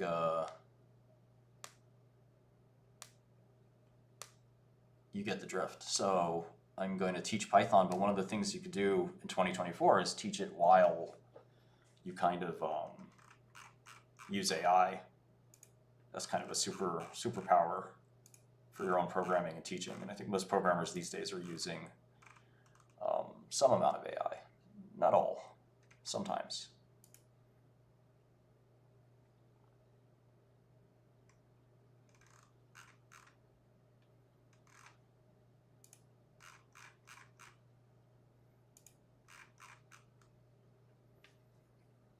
I like BCIs. I don't think they're going to be mainstream at all. I'm not thin. I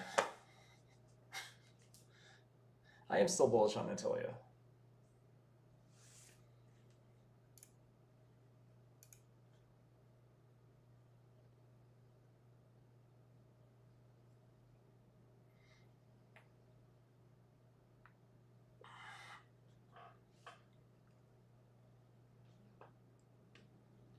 I don't think Hims is making Ozempic at a compounding pharmacy.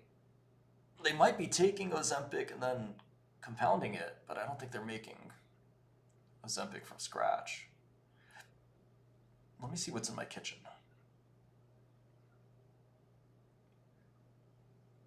Yeah, I should get a fresh fade. Let me see here.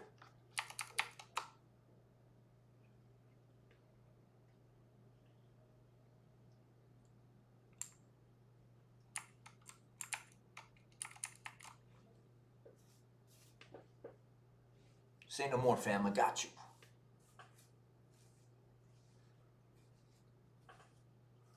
The taper of Caesar. I know all the hood haircuts. I once gave a prison barber, he's like, so what you want to do? And I go, give me the new Bieber. He's like, say no more, fam. I got you.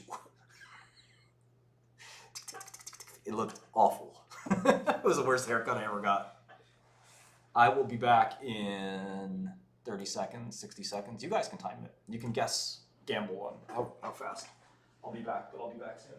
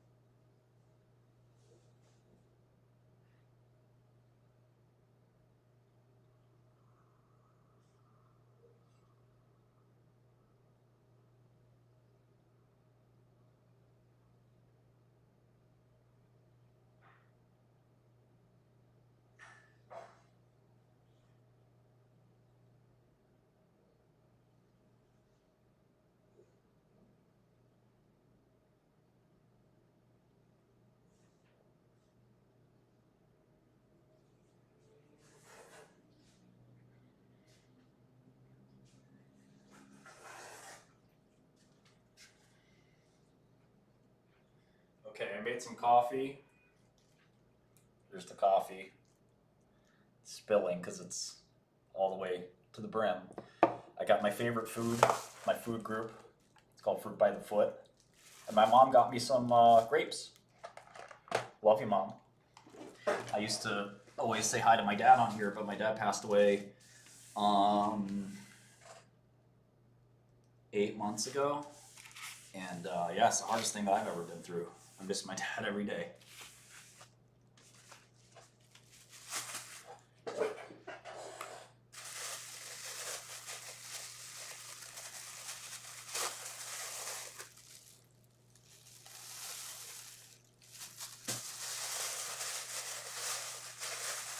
Thanks, guys.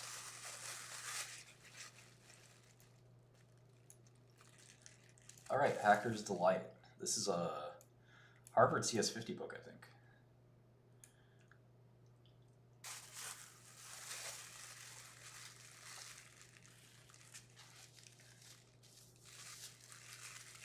All right. Looking at the table of contents.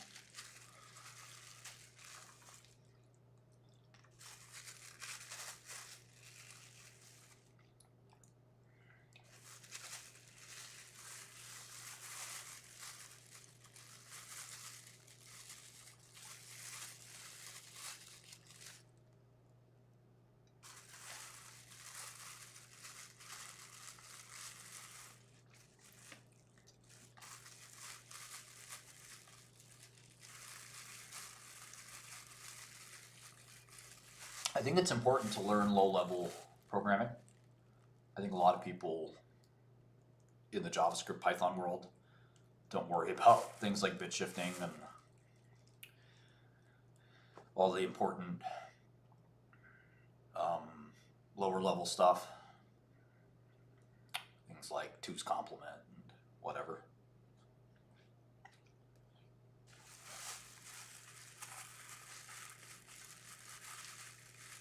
The fundamentals.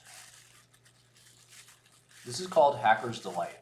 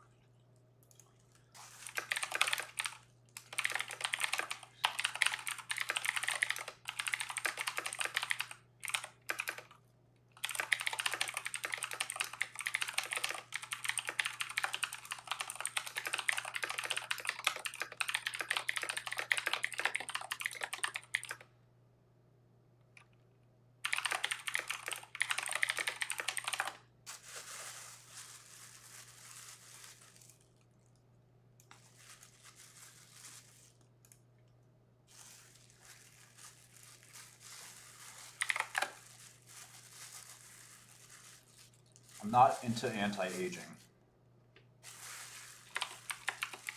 Yeah, NVIDIA, I was surprised that NVIDIA moved so much. The expected move was 8%. It moved up more than I thought, but, you know, it's,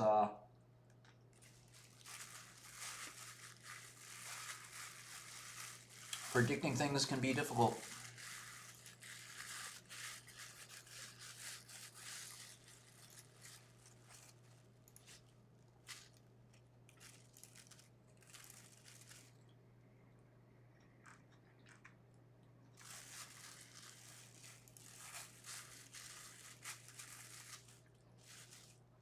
Best cure for laziness? I don't know. Let me know when you find out. I need that.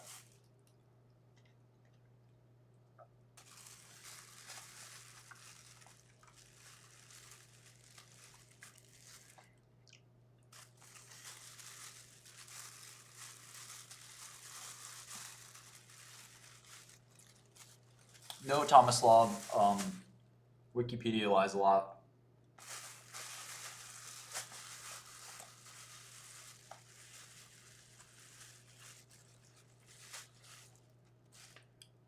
I can't do a lot of push-ups because I have to do therapy on my wrist.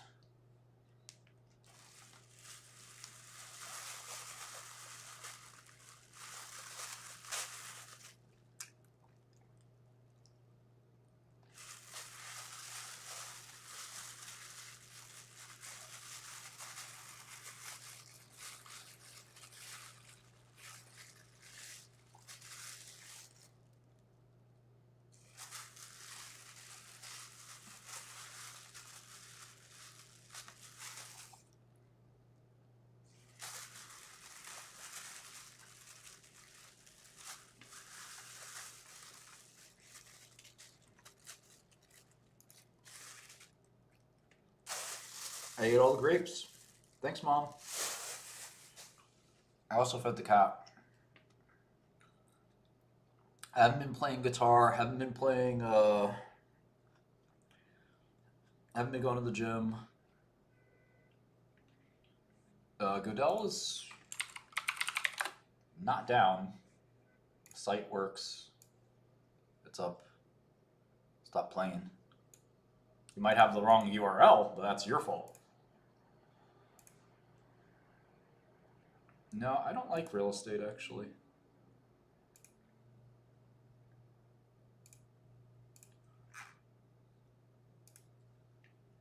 Checking out Instagram.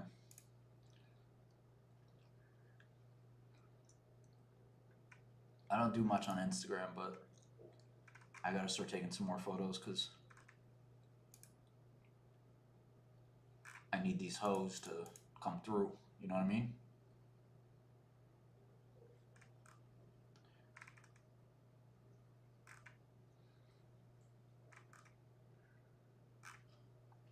I get a lot of random messages, but it's all from dudes.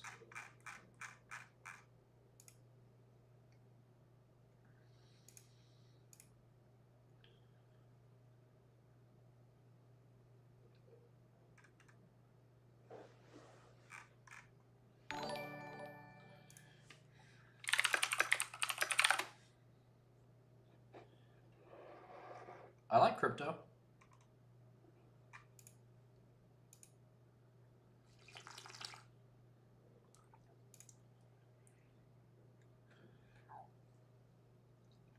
Web scraping? While coding? Do you mean coding web scrapers? Confused.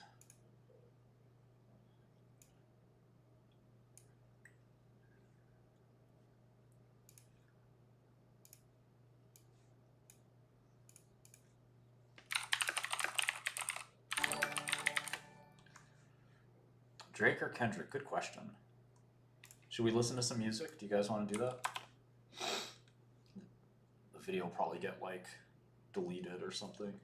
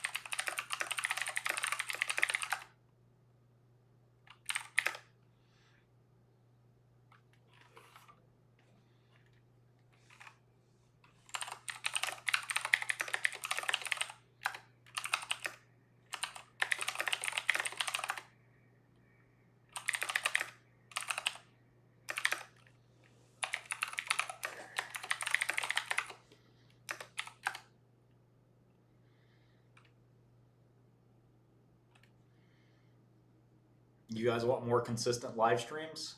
Huh. What are you going to do for me? Huh? Huh? Yeah? What?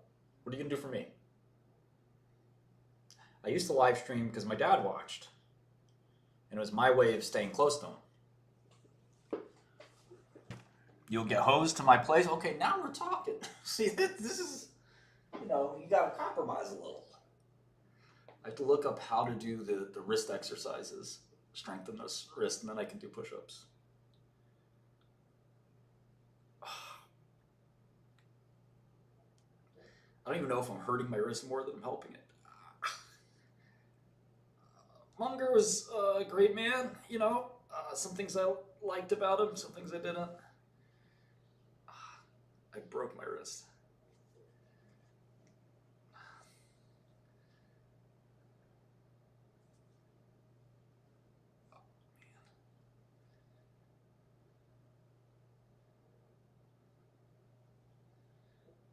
Nibble cam.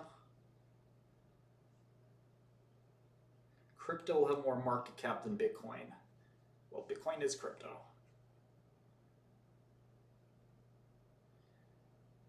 I fell and I broke my fall with my hand. So I'll add TTS. I need to do it with my own system though.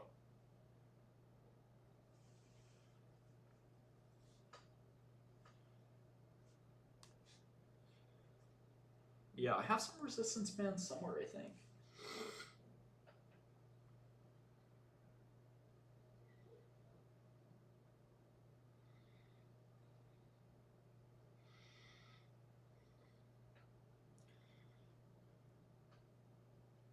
I like how there's 100 pages in this book dedicated to division.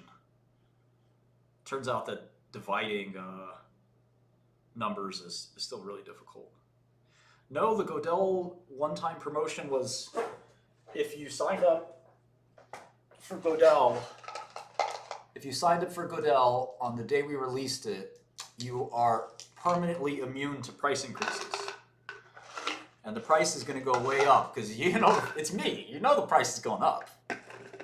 So we made that deal, one-time deal. You signed up, you're immune from price increases forever.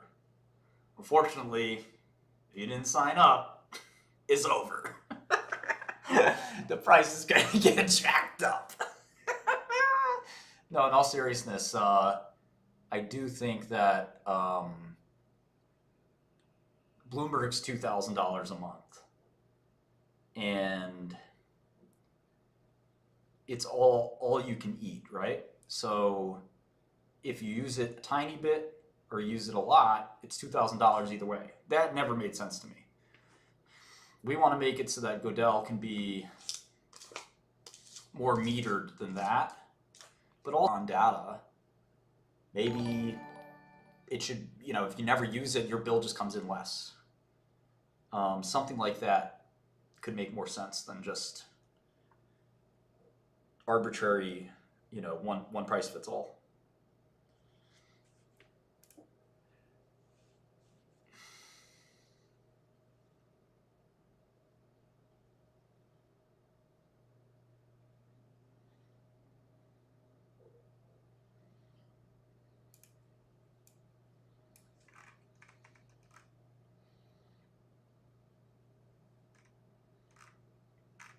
But yeah, the price is definitely going up.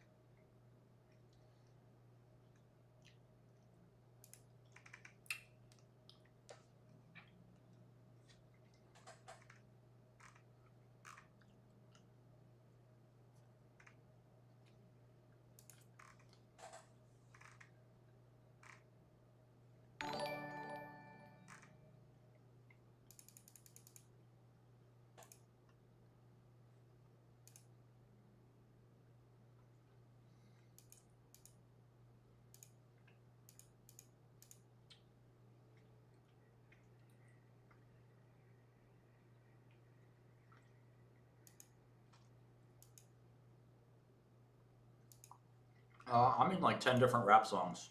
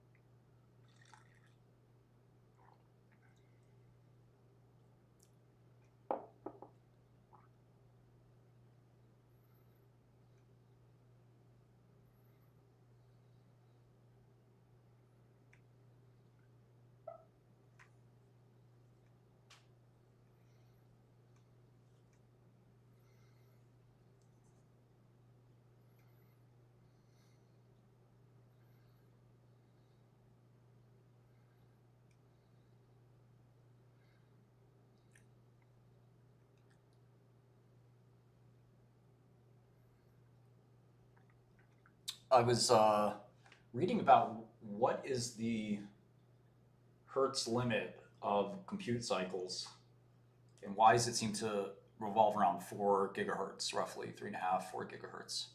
Very interesting physics question. I'm not a physics expert, but yeah, New York's great. New York's not so great sometimes. But again, with probation, I have to be here. But Florida, Texas are two reasonable alternatives. Have I ever been to Miami? Of course.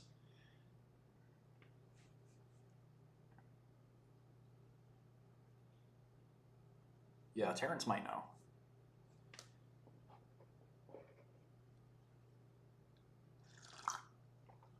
Well, 440 hertz is what, A, and 432 would be A flat.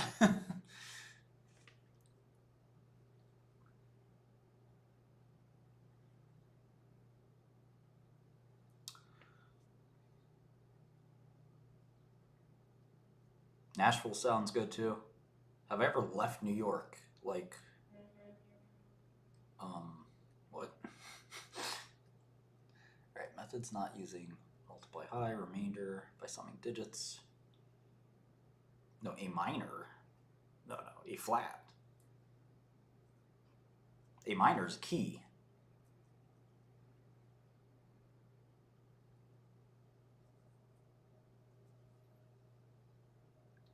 Yeah, it's I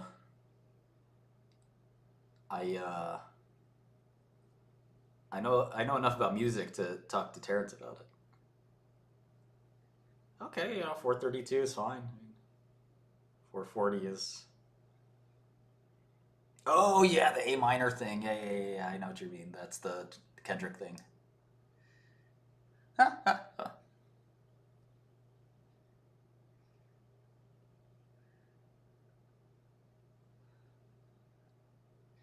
Summing digits, major by multiplication.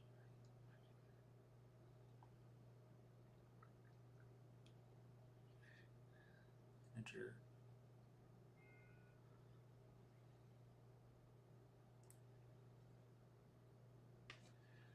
Nega binary gray code. Okay.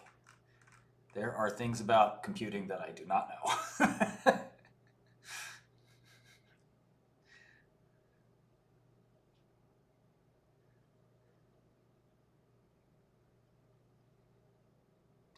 I think the main difference between Godel Pro and retail is just that there's a exchange requirement. I haven't done the least squares in a while, but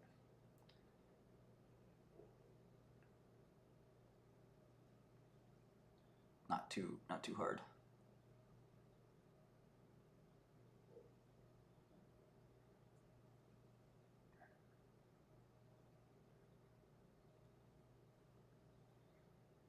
I don't think moving averages are that useful.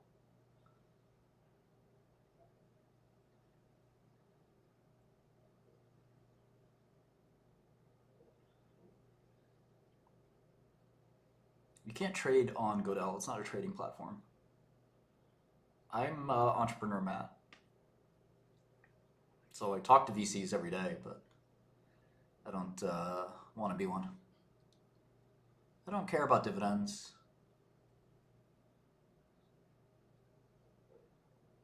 I buy low and get high. That's actually funny. There's a guy named Squires, who we hired briefly for the lulls, and he actually accused me of being a drug addict. A cokehead was his words. Now, Maroc has mental health issues, which are pretty apparent, but I really didn't like, really didn't like that, because he said some other bad stuff, but I've never done drugs in my life. I think you guys know that, especially if you followed me for a long time, or if you talk to anybody that knows me personally. It's just not my thing. I've never even smoked weed. Sometimes I joke about it, but it just really annoyed me because it's like, where did you get that? We worked with this guy for like a month or two. He did a terrible job, parted ways, and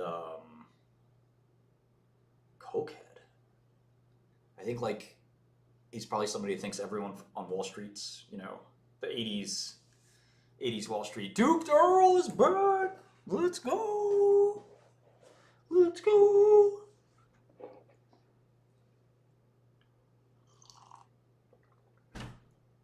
No, I've never taken Adderall either.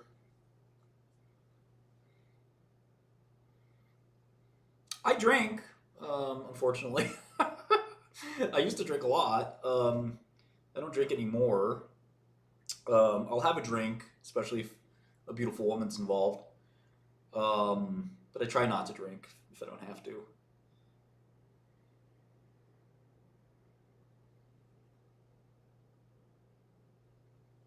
Yeah, so I might sue Maroc. I'm getting like a little ticked off at people playing with my name, and I'm not trying to go back to the old me. So just have lawyers send them letters. I did drink hooch in jail once. It was not good.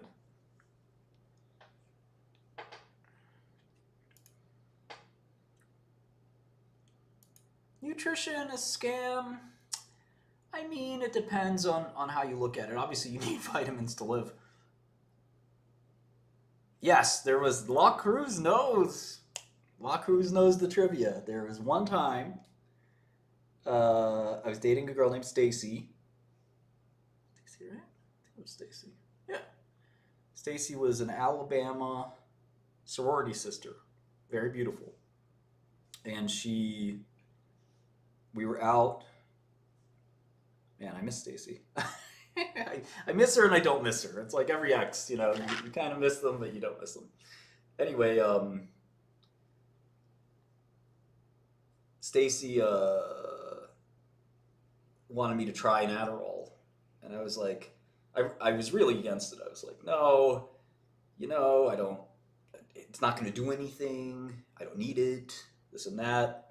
And we're drinking, and she's like, just take it. And I was like, fine. I mean, I'll take it if you want, but it's nothing important, nothing special. So I just took one of her. I don't know if it was Adderall XR or Vyvanse or what, but I just took it and didn't feel anything, and was home fast asleep, you know, hours later.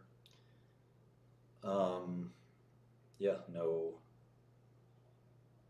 never did it for studying or anything like that. Yeah, you know. Girls are the reason I do anything stupid.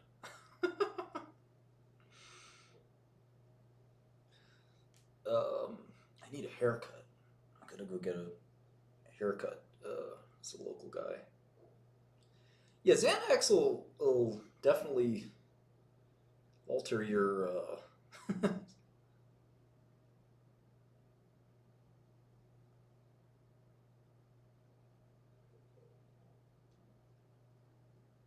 mind state.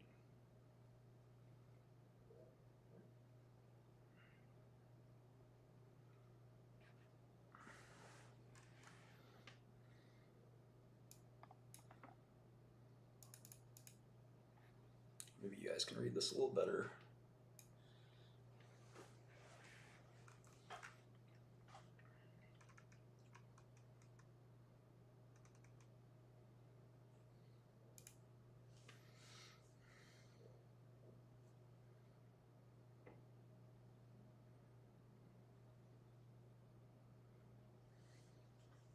I don't think I'm going to make it to the Trump rally. I thought about it.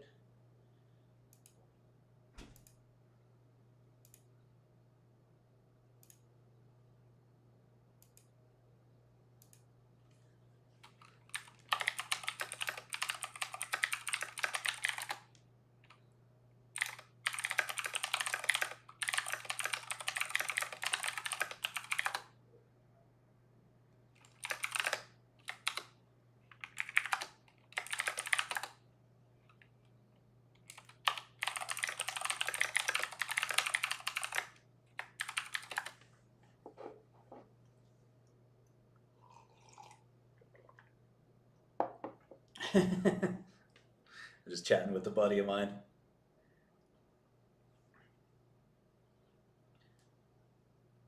We got some summer interns starting. One started today and one starts tomorrow. I think Trump's going to win the election. I mean, I think it's fairly, at this point in time, it would be like a 80-20. There's still plenty of time to wait. Protacs for Alzheimer's is pretty interesting. I think Protacs are really important technology. Very underappreciated. Pharma buzzword. Favorite pharma buzzword. I don't even know where to start. I don't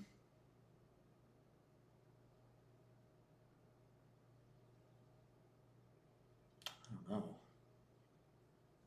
Buzzword. Probably ADC. ADCs are pretty cool. Java's just a good language to start with, you know what I mean? No, I've never been invited to Diddy parties, the Hamptons parties, even though the Hamptons house.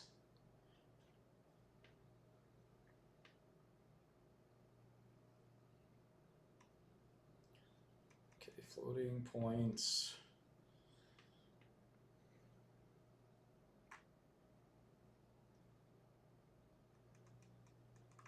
Okay, great. We got through the table of contents. We should be proud. 500 pages of low-level bullshit.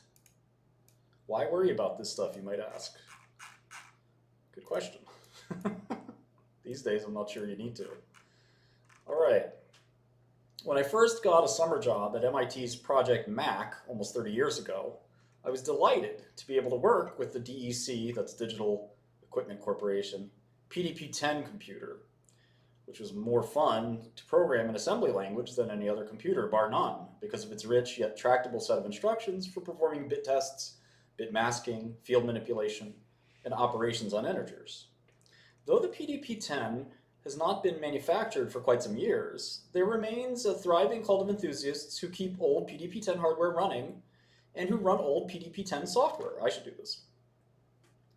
Entire operating systems and their applications by using personal computers to simulate the PDP-10 instruction set. They even write new software. There is now at least one website with pages that are served up by simulated PDP-10. Come on, stop laughing. It's no sillier than keeping antique cars running. I also enjoyed, in that summer of 1972, reading a brand new MIT research memo called Hackmem, a bizarre and eclectic potpourri of technical trivia. The subject matter ranged from electrical circuits to number theory, but what intrigued me most was its small catalog of ingenious little programming tricks. Each such gem would typically describe some plausible yet unusual operation on integers or bit strings, such as counting the 1 bits in a word, that could easily be programmed using either a longish fixed sequence of machine instructions or a loop, and then show how the same thing might be done much more cleverly using just 4 or 3 or 2 carefully chosen instructions whose interactions are not at all obvious until explained or fathomed. For me, devouring these little programming nuggets was like eating peanuts, or rather bonbons. I just couldn't stop. And there was a certain richness to them, a certain intellectual depth, elegance, even poetry. Surely, I thought, there must be more of these, and indeed, over the years I collected and in some cases discovered a few more. There ought to be a book of them. I was genuinely thrilled when I saw Hank Warren's manuscript. He has systematically collected these little programming tricks, organized them thematically, and explained them clearly. While some of them may be described in terms of machine instructions, this is not a book only for assembly language programmers. The subject matter is basic structural relationships among integers and bit strings in a computer and efficient techniques for performing useful operations on them. These techniques are just as useful in the C or Java programming languages as they are in assembly language. Many books on algorithms and data structures teach complicated techniques for sorting and searching, for maintaining hash tables and binary trees, for dealing with records and pointers. They overlook what can be done with very tiny pieces of data, bits and arrays of bits. It is amazing what can be done with just binary addition and subtraction and maybe some bitwise operations. The fact that the carry chain allows a single bit to affect all the bits to its left makes addition a peculiarly powerful data manipulation operation in ways that are not widely appreciated. Yes, there ought to be a book about these techniques. Now it is in your hands, and it is terrific. If you write optimizing compilers or high-performance code, you must read this book. You otherwise might not use this bag of tricks every single day, but if you find yourself stuck in some situation where you apparently need to loop over the bits in a word, or to perform some operation on integers, and it seems harder to code than it ought, or you really need the inner loop of some integer or bit fiddly computation to run twice as fast, then this is the place to look. Or maybe you'll just find yourself reading it straight through out of sheer pleasure. Guy Steele, April 2002. I do think this stuff is still very important, actually. Why HackMem, short for Hack's Memo, one 36-bit PDP-10 word, could hold 6 6-bit characters. So a lot of names PDP-10 hackers worked with were limited to 6 characters. We were used to glancing at a 6-character abbreviated name and instantly decoding the contractions. So the name memo HackMem made sense at the time, at least to the hackers. Now I thought it was hack memory instead of memo, but you know, go figure. I like how some of you are already bored. You're not going to make it. You got to train yourselves to be patient.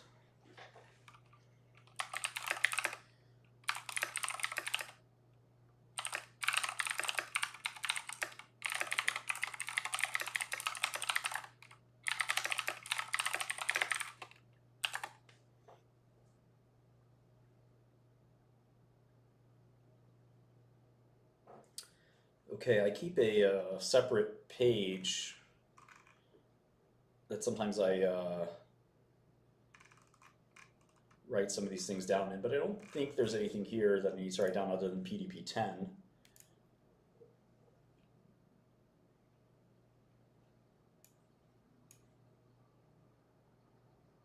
Oh, I'm not picking on somebody specifically, Lewis.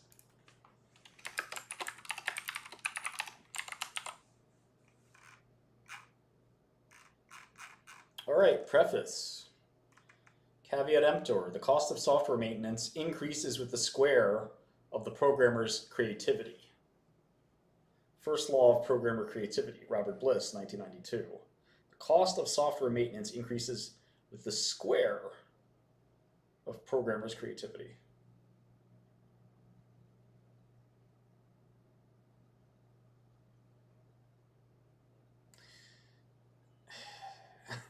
I'm not even sure I understand that. Yeah, hack memo, not hack memory.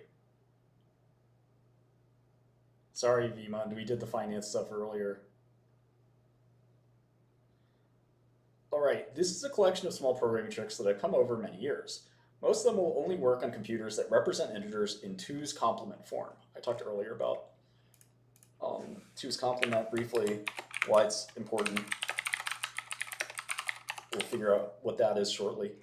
Although a 32-bit machine is assumed when the register length is relevant, most of these tricks can easily easily adapted to machines with other register sizes. The book does not deal with large tricks such as sophisticated sorting and compiler optimization techniques. Rather, it deals with small tricks that usually involve individual computer words or instructions, such as counting the number of 1 bits in a word. Such tricks often use a mixture of arithmetic and logical instructions. It is assumed throughout that integer overflow interrupts have been masked off, so they cannot occur. C, Fortran, and even Java programs run in this environment, but Pascal and Ada users beware. Now, a couple things I should mention. Bitcoin was actually hacked and broken by an overflow error. So these things are still pretty important. That was in 2010, if I recall correctly. I hired a guy who is a Temple OS expert, which is a unique. When I was reading about the PDP-10 community, the Temple OS community is still thriving, and people really love the legend of Terry Davis. Segfault.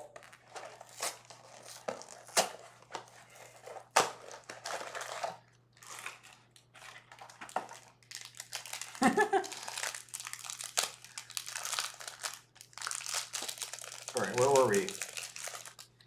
The presentation is informal. Proofs are given only when the algorithm is not obvious, and sometimes not even then.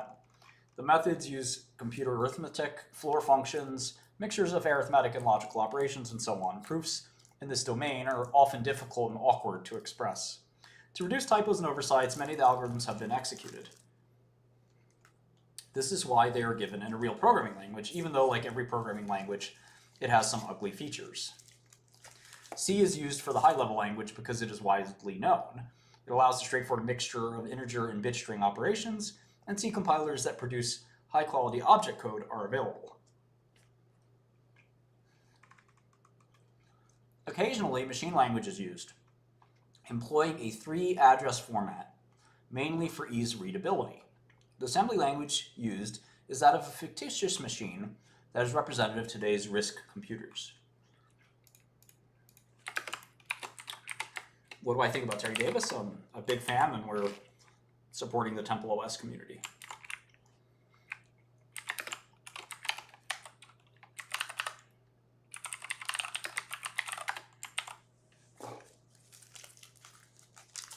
Branch-free code is favored because in many computers, branches slow down instruction fetching and inhibit executing instructions in parallel. Another problem with branches is that they can inhibit compiler optimization, such as instruction scheduling, commenting, and register allocation. That is, the compiler may be more effective at these optimizations with a program that consists of a few large basic blocks rather than many small ones.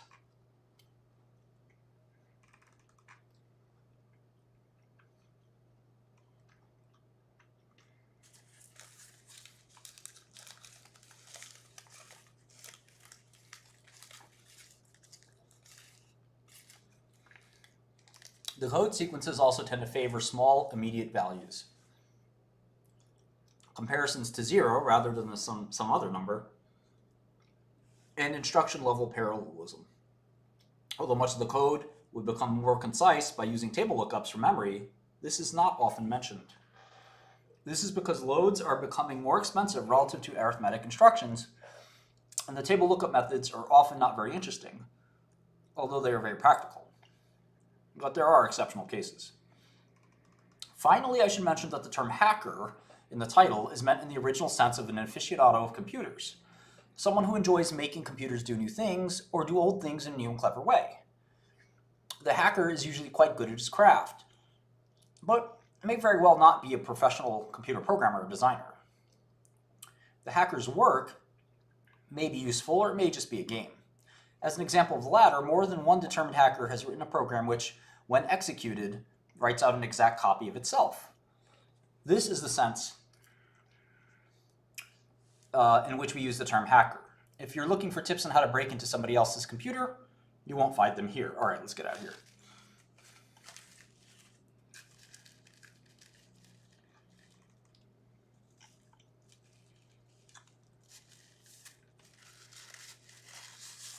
I never heard of this guy, Martin E. Hopkins. Maybe we'll write that name down.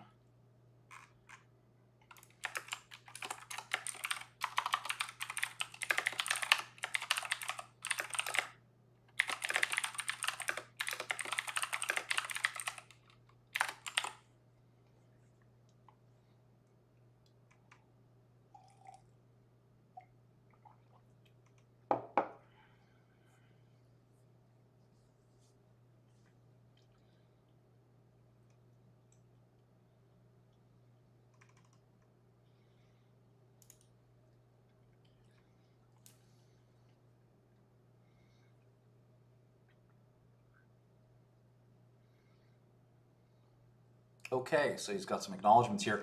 So one program that prints itself out is main.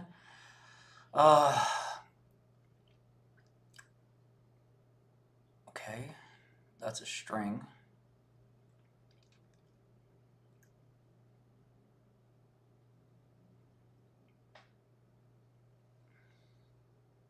Old C.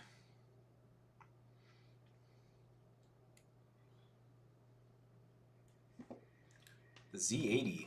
All right, so this is chapter 1, Introduction, Notation. This book distinguishes between mathematical expressions of ordinary arithmetic,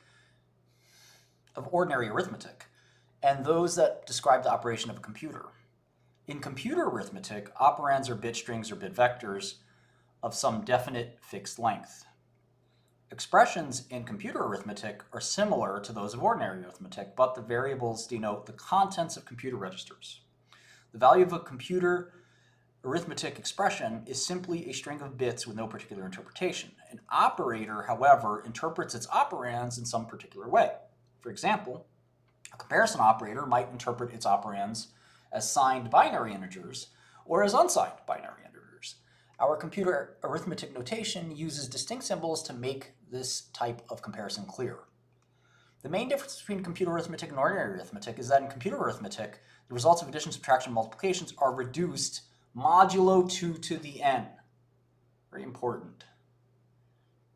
This comes from the binary representation, where n is the word size of the machine. Another difference is that computer arithmetic includes a large number of operations. In addition to the 4 basic arithmetic operations, computer arithmetic includes logical and, exclusive or, compare, shift left, and so on. I think there's 16 total. Unless specified otherwise, the word size is 32 bits, and signed integers are represented in 2's complement form. Expression of computer arithmetic are written similarly to those of ordinary arithmetic, except that the variables that denote the contents of computer registers are in boldface type. This convention is commonly used in vector algebra. We regard a computer word as a vector of single bits. Constants also appear in boldface type when they denote the contents of a computer register.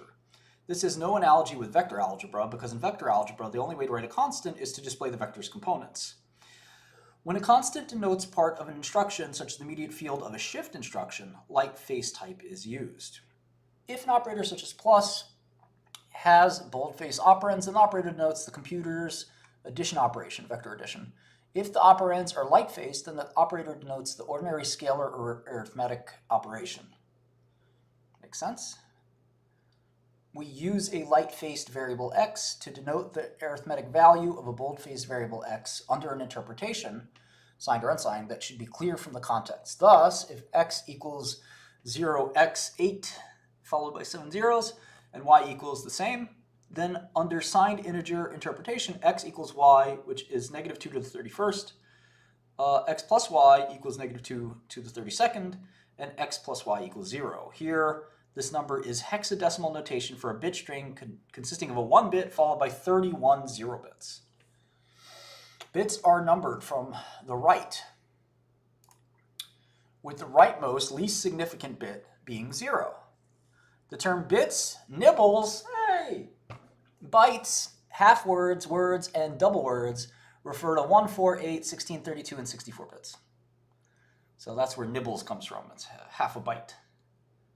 This comes from Hacker's Delight. Short and simple sections of code are written in computer algebra using its assignment operator, the left arrow, and occasionally an if statement. In this role, computer algebra is serving little more than a machine-independent way of writing assembly language code. Programs too long or complex for computer algebra are written in the C language as defined by the ISO 1999 standard.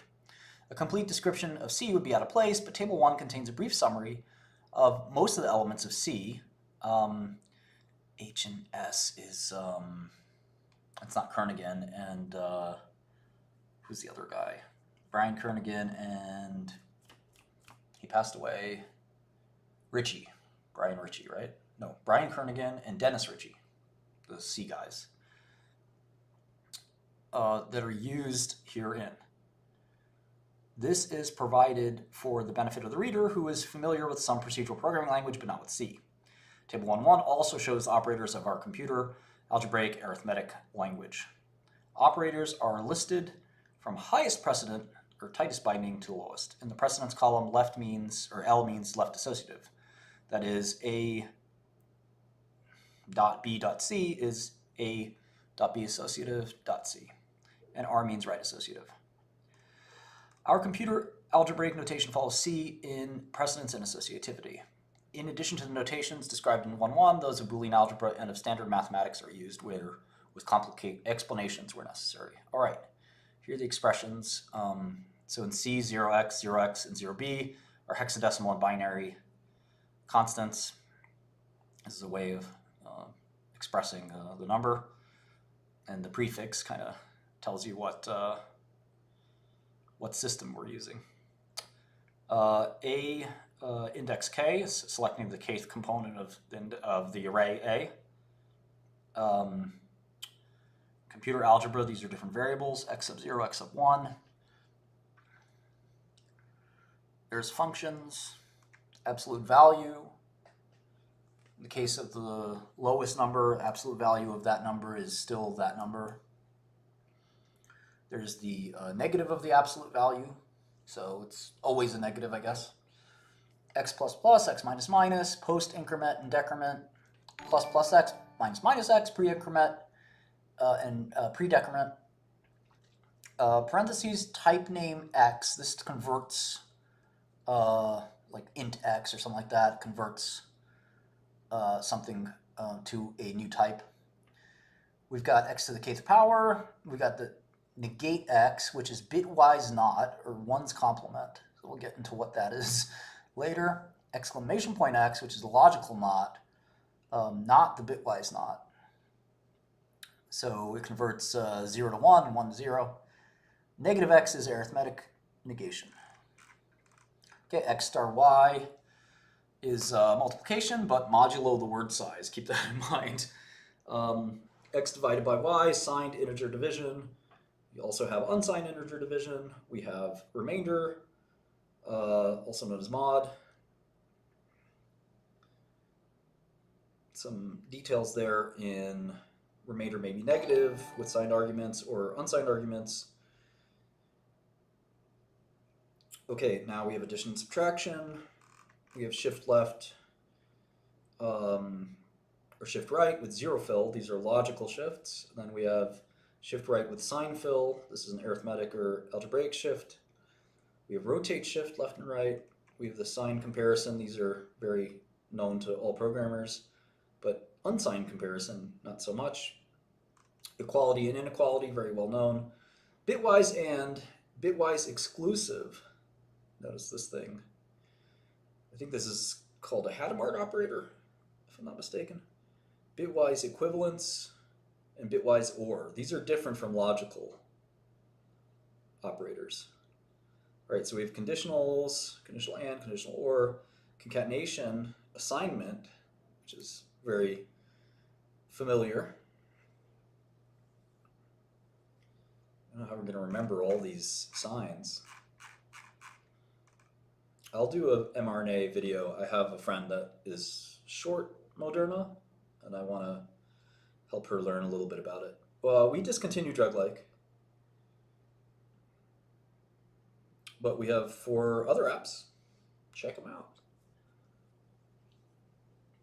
Our computer algebra uses other functions in addition to absolute value, remainder, and so on. These are defined where introduced. In C, the expression x less than y less than z means to evaluate x less than y to a 1-0 result, valued result, and then compare that result to z. But in computer algebra, this expression means x less than y and y less than z. C has 3 loop control statements, while, do, and for. The while statement is while expression statement. So while true, do this. First, the expression is evaluated. If it's true, the statement is executed and we go back to the expression. And finally, if it's false, the loop terminates. Do is similar, except the test is at the bottom. So the expression the statement is executed at least once, and then the expression is evaluated. If it's true, it's repeated. If false, it's not. And then we know how for statements work. Usually an assignment is executed, then we have a comparison, and then usually we have some kind of increment. So of course this is the familiar version, I equals 1, I is less than n, or equal to n, and I plus plus. This is one of the few contexts in which we use the post-increment operator. Interesting. The SOC standard does not specify whether right shifts, the for greater than operator, of signed quantities are zero propagating or sign propagating. Huh. This is for all the assembler geeks. I don't know what exactly that means. I have a vague idea. But one of the things I like to do is when I have a vague idea of something, I really want a concrete idea of it. And a lot of people just gloss it over, but I don't like that. I want to make sure that I know exactly what that means. Because that's how you learn things.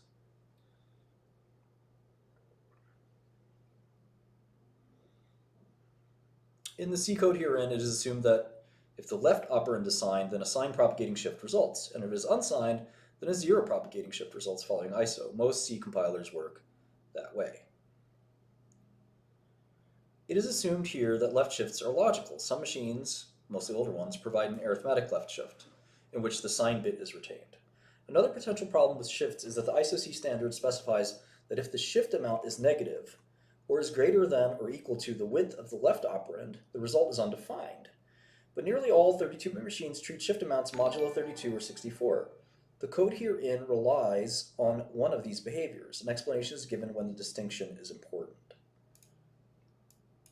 All right, let's look at this. Instruction set and execution time model. To permit a rough comparison of algorithms, we imagine them being coded for a machine with an instruction set similar to that of today's general purpose RISC computers, such as the IBM RS6000, the Oracle Spark, and the ARM architecture. ARM is pretty old, isn't it? The machine is 3 address and has a fairly large number of general purpose registers, 16 or more. Unless otherwise specified, the registers are 32 bits long. General register 0 contains a permanent 0, and the others can be used uniformly for any purpose.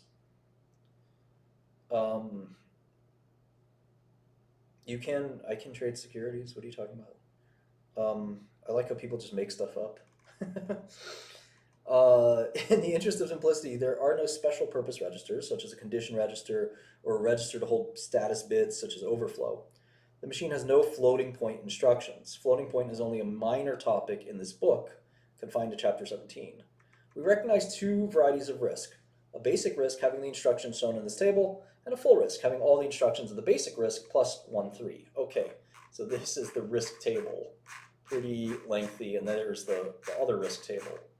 So this is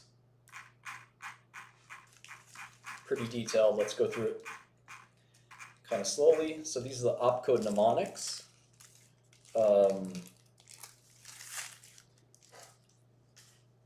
Opcode add, sub, mul, div, divu, rem, and remu.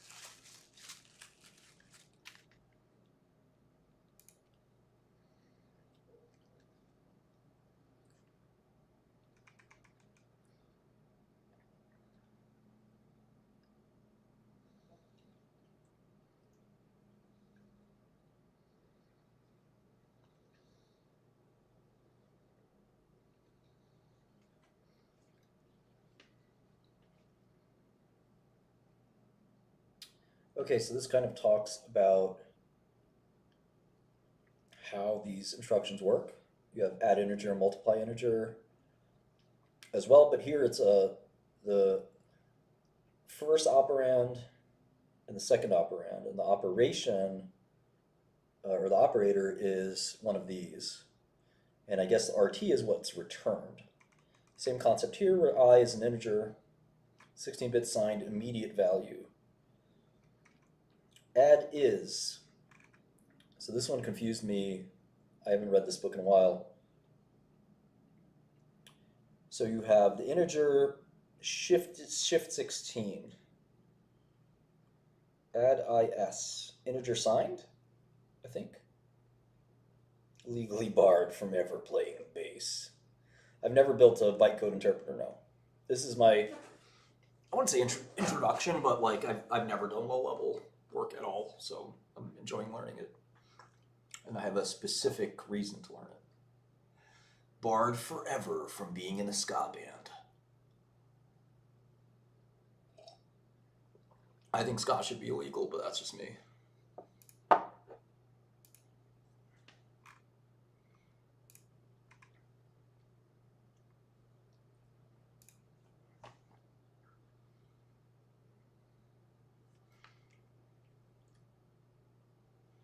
Yeah, look, you know, you gotta learn somewhere. And or exclusive or, same concept here. Operation is bitwise and or exclusive or. And integer or integer, x or integer, same thing, but it's in 16-bit unsigned immediate value.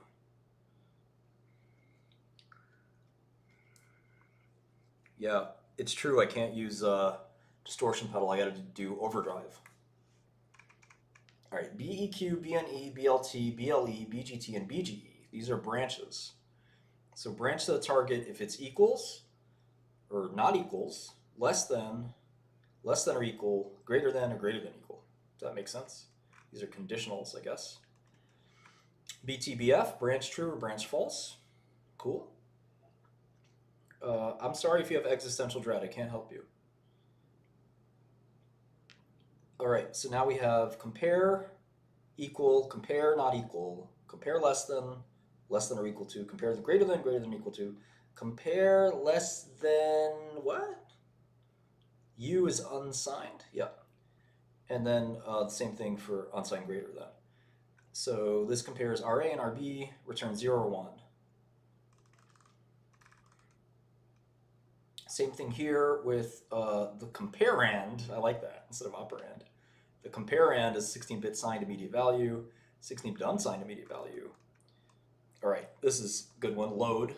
This is load a byte, signed half word, unsigned half word, or full word into RT from memory at location RA plus D, where D is a 16-bit immediate value, signed immediate value.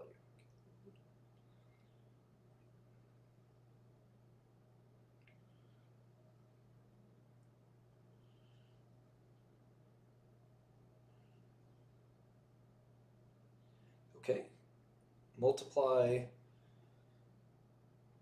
mul HS mul HU. So this returns the higher order 32 bits of the product of these two, signed or unsigned.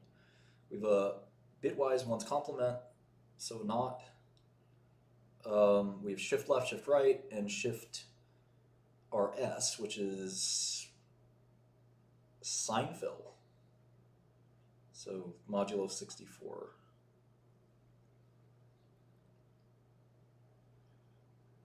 This is George Hot stuff. And now the same thing in a 5-bit immediate field. Okay. And now store byte, half word, or word into this location.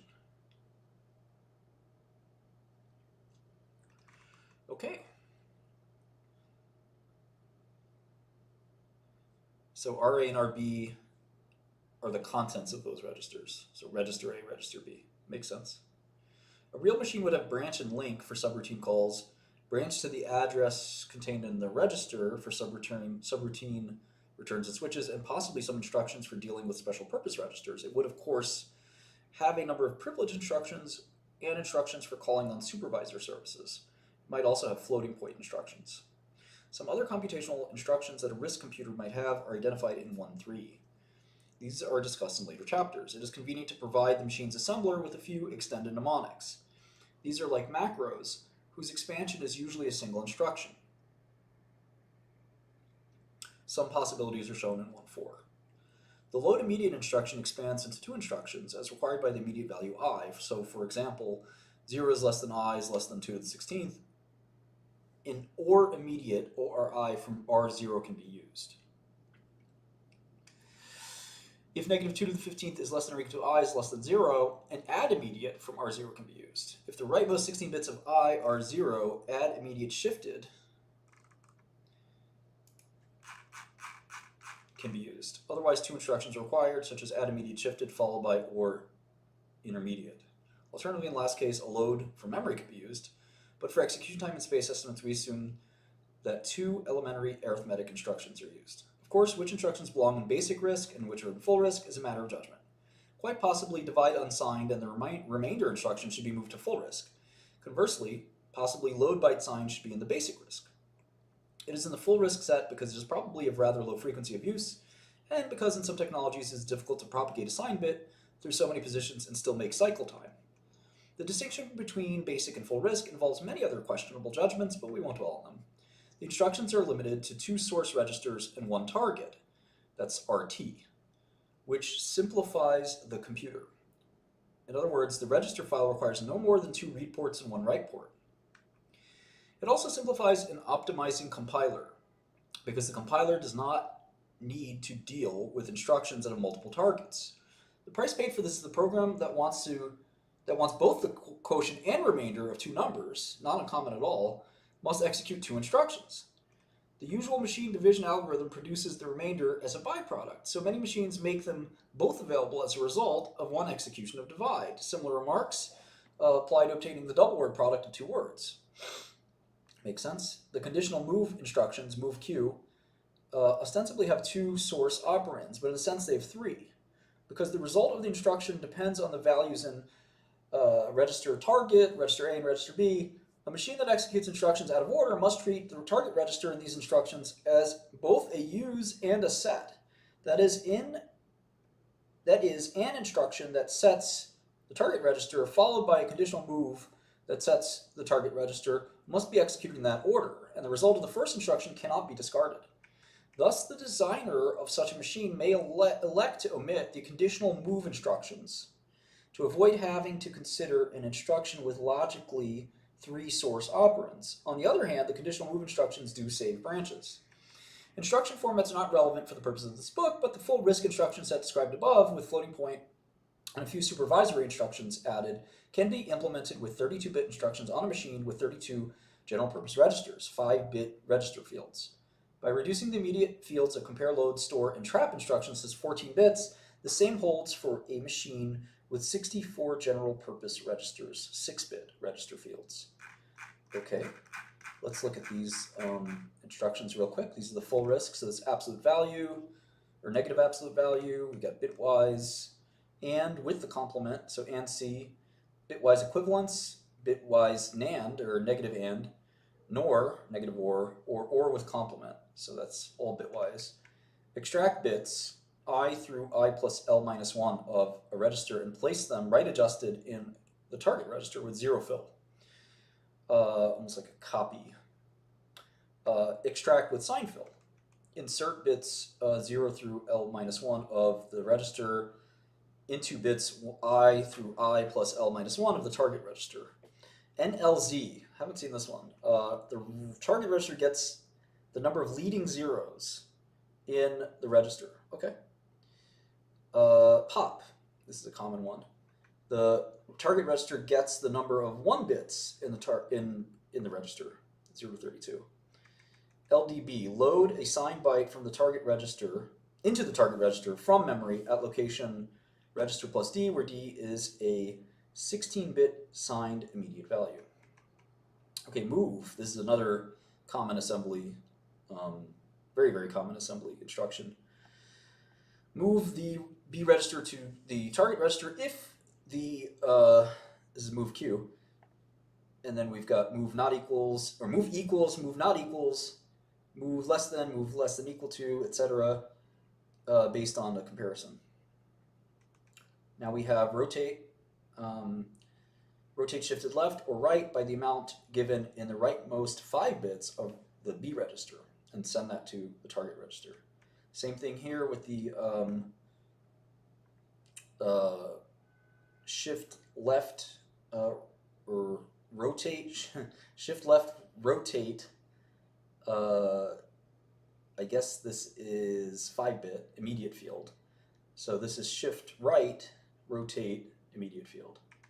Trap is interrupt based on a conditional. This is the same thing except assigned intermediate value. This is the same thing except a 16-bit unsigned immediate value. And then we have a couple more. Unconditional branch. This is a go-to basically, right? Load immediate. Move. Negate, 2's complement, and subtract immediate. Cool, we're almost done here. Let's talk about execution time. We assume that all instructions execute in one cycle, except for the multiply, divide, and remainder instructions, for which we do not assume any particular execution time. Branches take one cycle when they branch or fall through. The load immediate instruction is counted as 1 or 2 cycles, depending on whether 1 or 2 elementary arithmetic instructions are required to generate the constant in a register. Although load and store instructions are not often used in this book, we assume they take one cycle and ignore any load delay. Time lapse between a load instruction completes, when a load instruction completes in the arithmetic unit, and when the requested data is available for the subsequent instruction. However, knowing the number of cycles used by all the arithmetic logical instructions is often insufficient for estimating the execution time of a program. Execution can be slowed substantially by load delays and by delays in fetching instructions. These delays, although very important and increasing in importance, are not discussed in this book. Another factor, one that improves execution time, is what is called instruction-level parallelism, which is found in many contemporary RISC chips, particularly those for high-end machines. These machines have multiple instruction execution units and sufficient instruction dispatching capability to execute instructions in parallel when they are independent, that is, when neither uses the result of the other, and they don't both set the same registers or status bit. Because this capability is now quite common, the presence of independent operations is often pointed out in this book. Thus, we might say that such and such a formula can be coded in such a way that it requires 8 instructions and executes in 5 cycles on a machine with unlimited instruction-level parallelism. This means that if the instructions are arranged in the proper order, which are scheduled, a machine with a sufficient number of adders, shifters, logical units, and registers can, in principle, execute the code in 5 cycles. We do not make too much of this because machines differ greatly in their instruction-level parallelism capabilities. For example, an IBM RS6000 processor from 1992 has a 3-input adder and can execute 2 consecutive add-type instructions in parallel, even when one feeds the other, add feeding a compare or the base register of a load. As a contrary example, consider a simple computer, possibly for low-cost embedded applications, that has only one read port on the register file. Normally, this machine would take an extra cycle to do a second read of the register file for an instruction that has 2 register input operands. However, suppose it has a bypass so that if an instruction feeds an operand of the immediately following instruction, then that operand is available without reading the register file. On such a machine, it is actually advantageous if the instruction feeds the next, that is, if the code has no parallelism. Okay, can we express the loop in terms of a while loop? Sure. Can it be expressed as a do loop? Question. What do you guys think? Can you express a for as a do?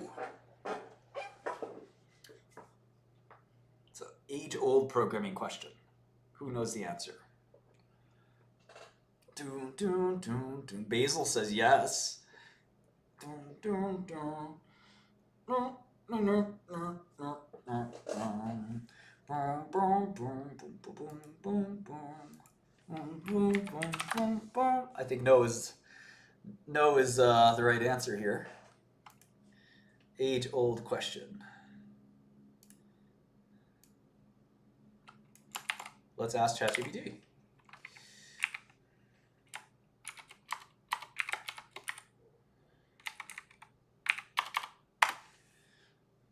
Yes, a for loop can be expressed as a do loop in many programming languages, although the syntax and approach may vary. Here's how we do it in C.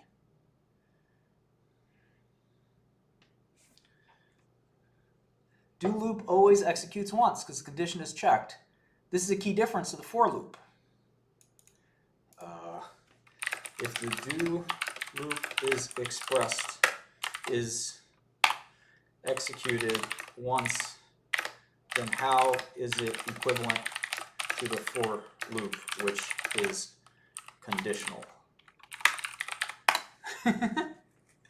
You're right, I apologize for the oversight. God damn it, ChatGPT.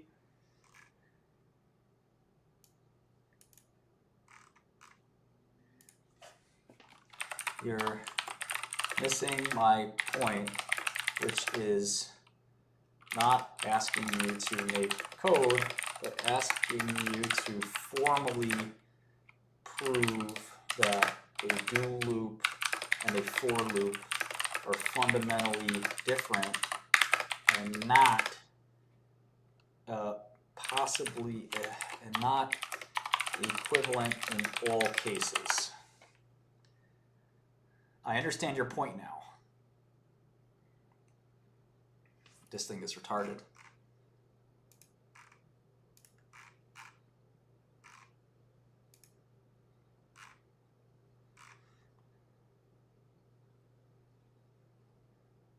This demonstrates they are not equivalent. All right. So ChatGPT, not always great if you don't understand what you're looking at.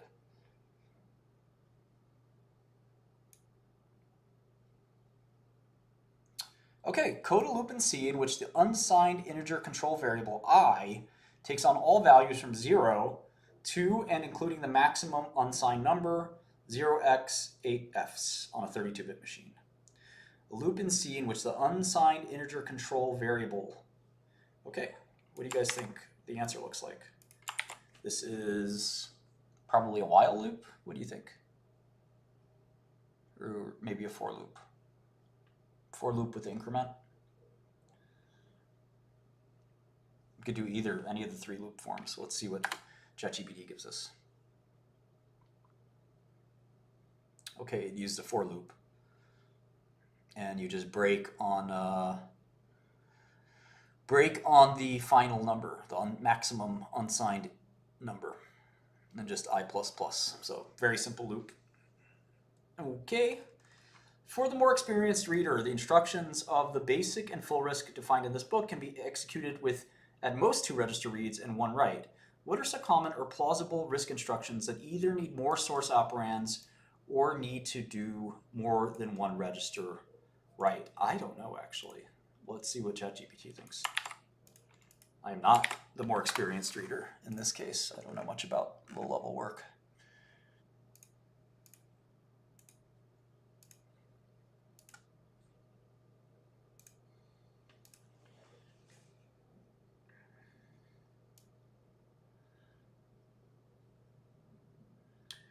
In the context of risk, the design philosophy aims to keep the instruction set simple and efficient, typically limiting instructions to at most 2 register reads and 1 register write. However, there are scenarios where you need more. Here are some common examples. Fused multiply add, FMA. This performs multiplication and an add in a single instruction. You can take 3 registers and assign them to 1. Ternary ops, so this is 3 operations with a ternary and assigned to 1. Load multiple registers, store multiple registers, swap registers, complex atomic operations such as CAS, compare and if equals set this to that, and then there's some other special instructions like vector addition and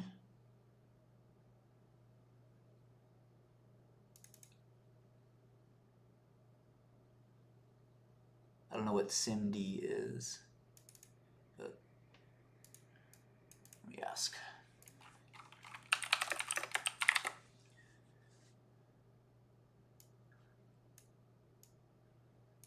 Okay, makes sense. All right, chapter 2 is basics. We'll get to that next time. I think that was interesting. I hope you had fun. Book is called Hacker's Delight, 2nd edition. It's recommended for the Harvard CS50 course. Very low level programming. SIMD is single instruction, multiple data. I've seen that acronym before. Now I understand it a little better. But I'll have to read that to understand it more. Well, hope you enjoyed your afternoon with me. I enjoyed my afternoon with you. I will try to stream a little bit more often. I'm usually very busy working, so I should probably get back to that. Gotta build the biggest company I can, and we'll be back later. See you guys.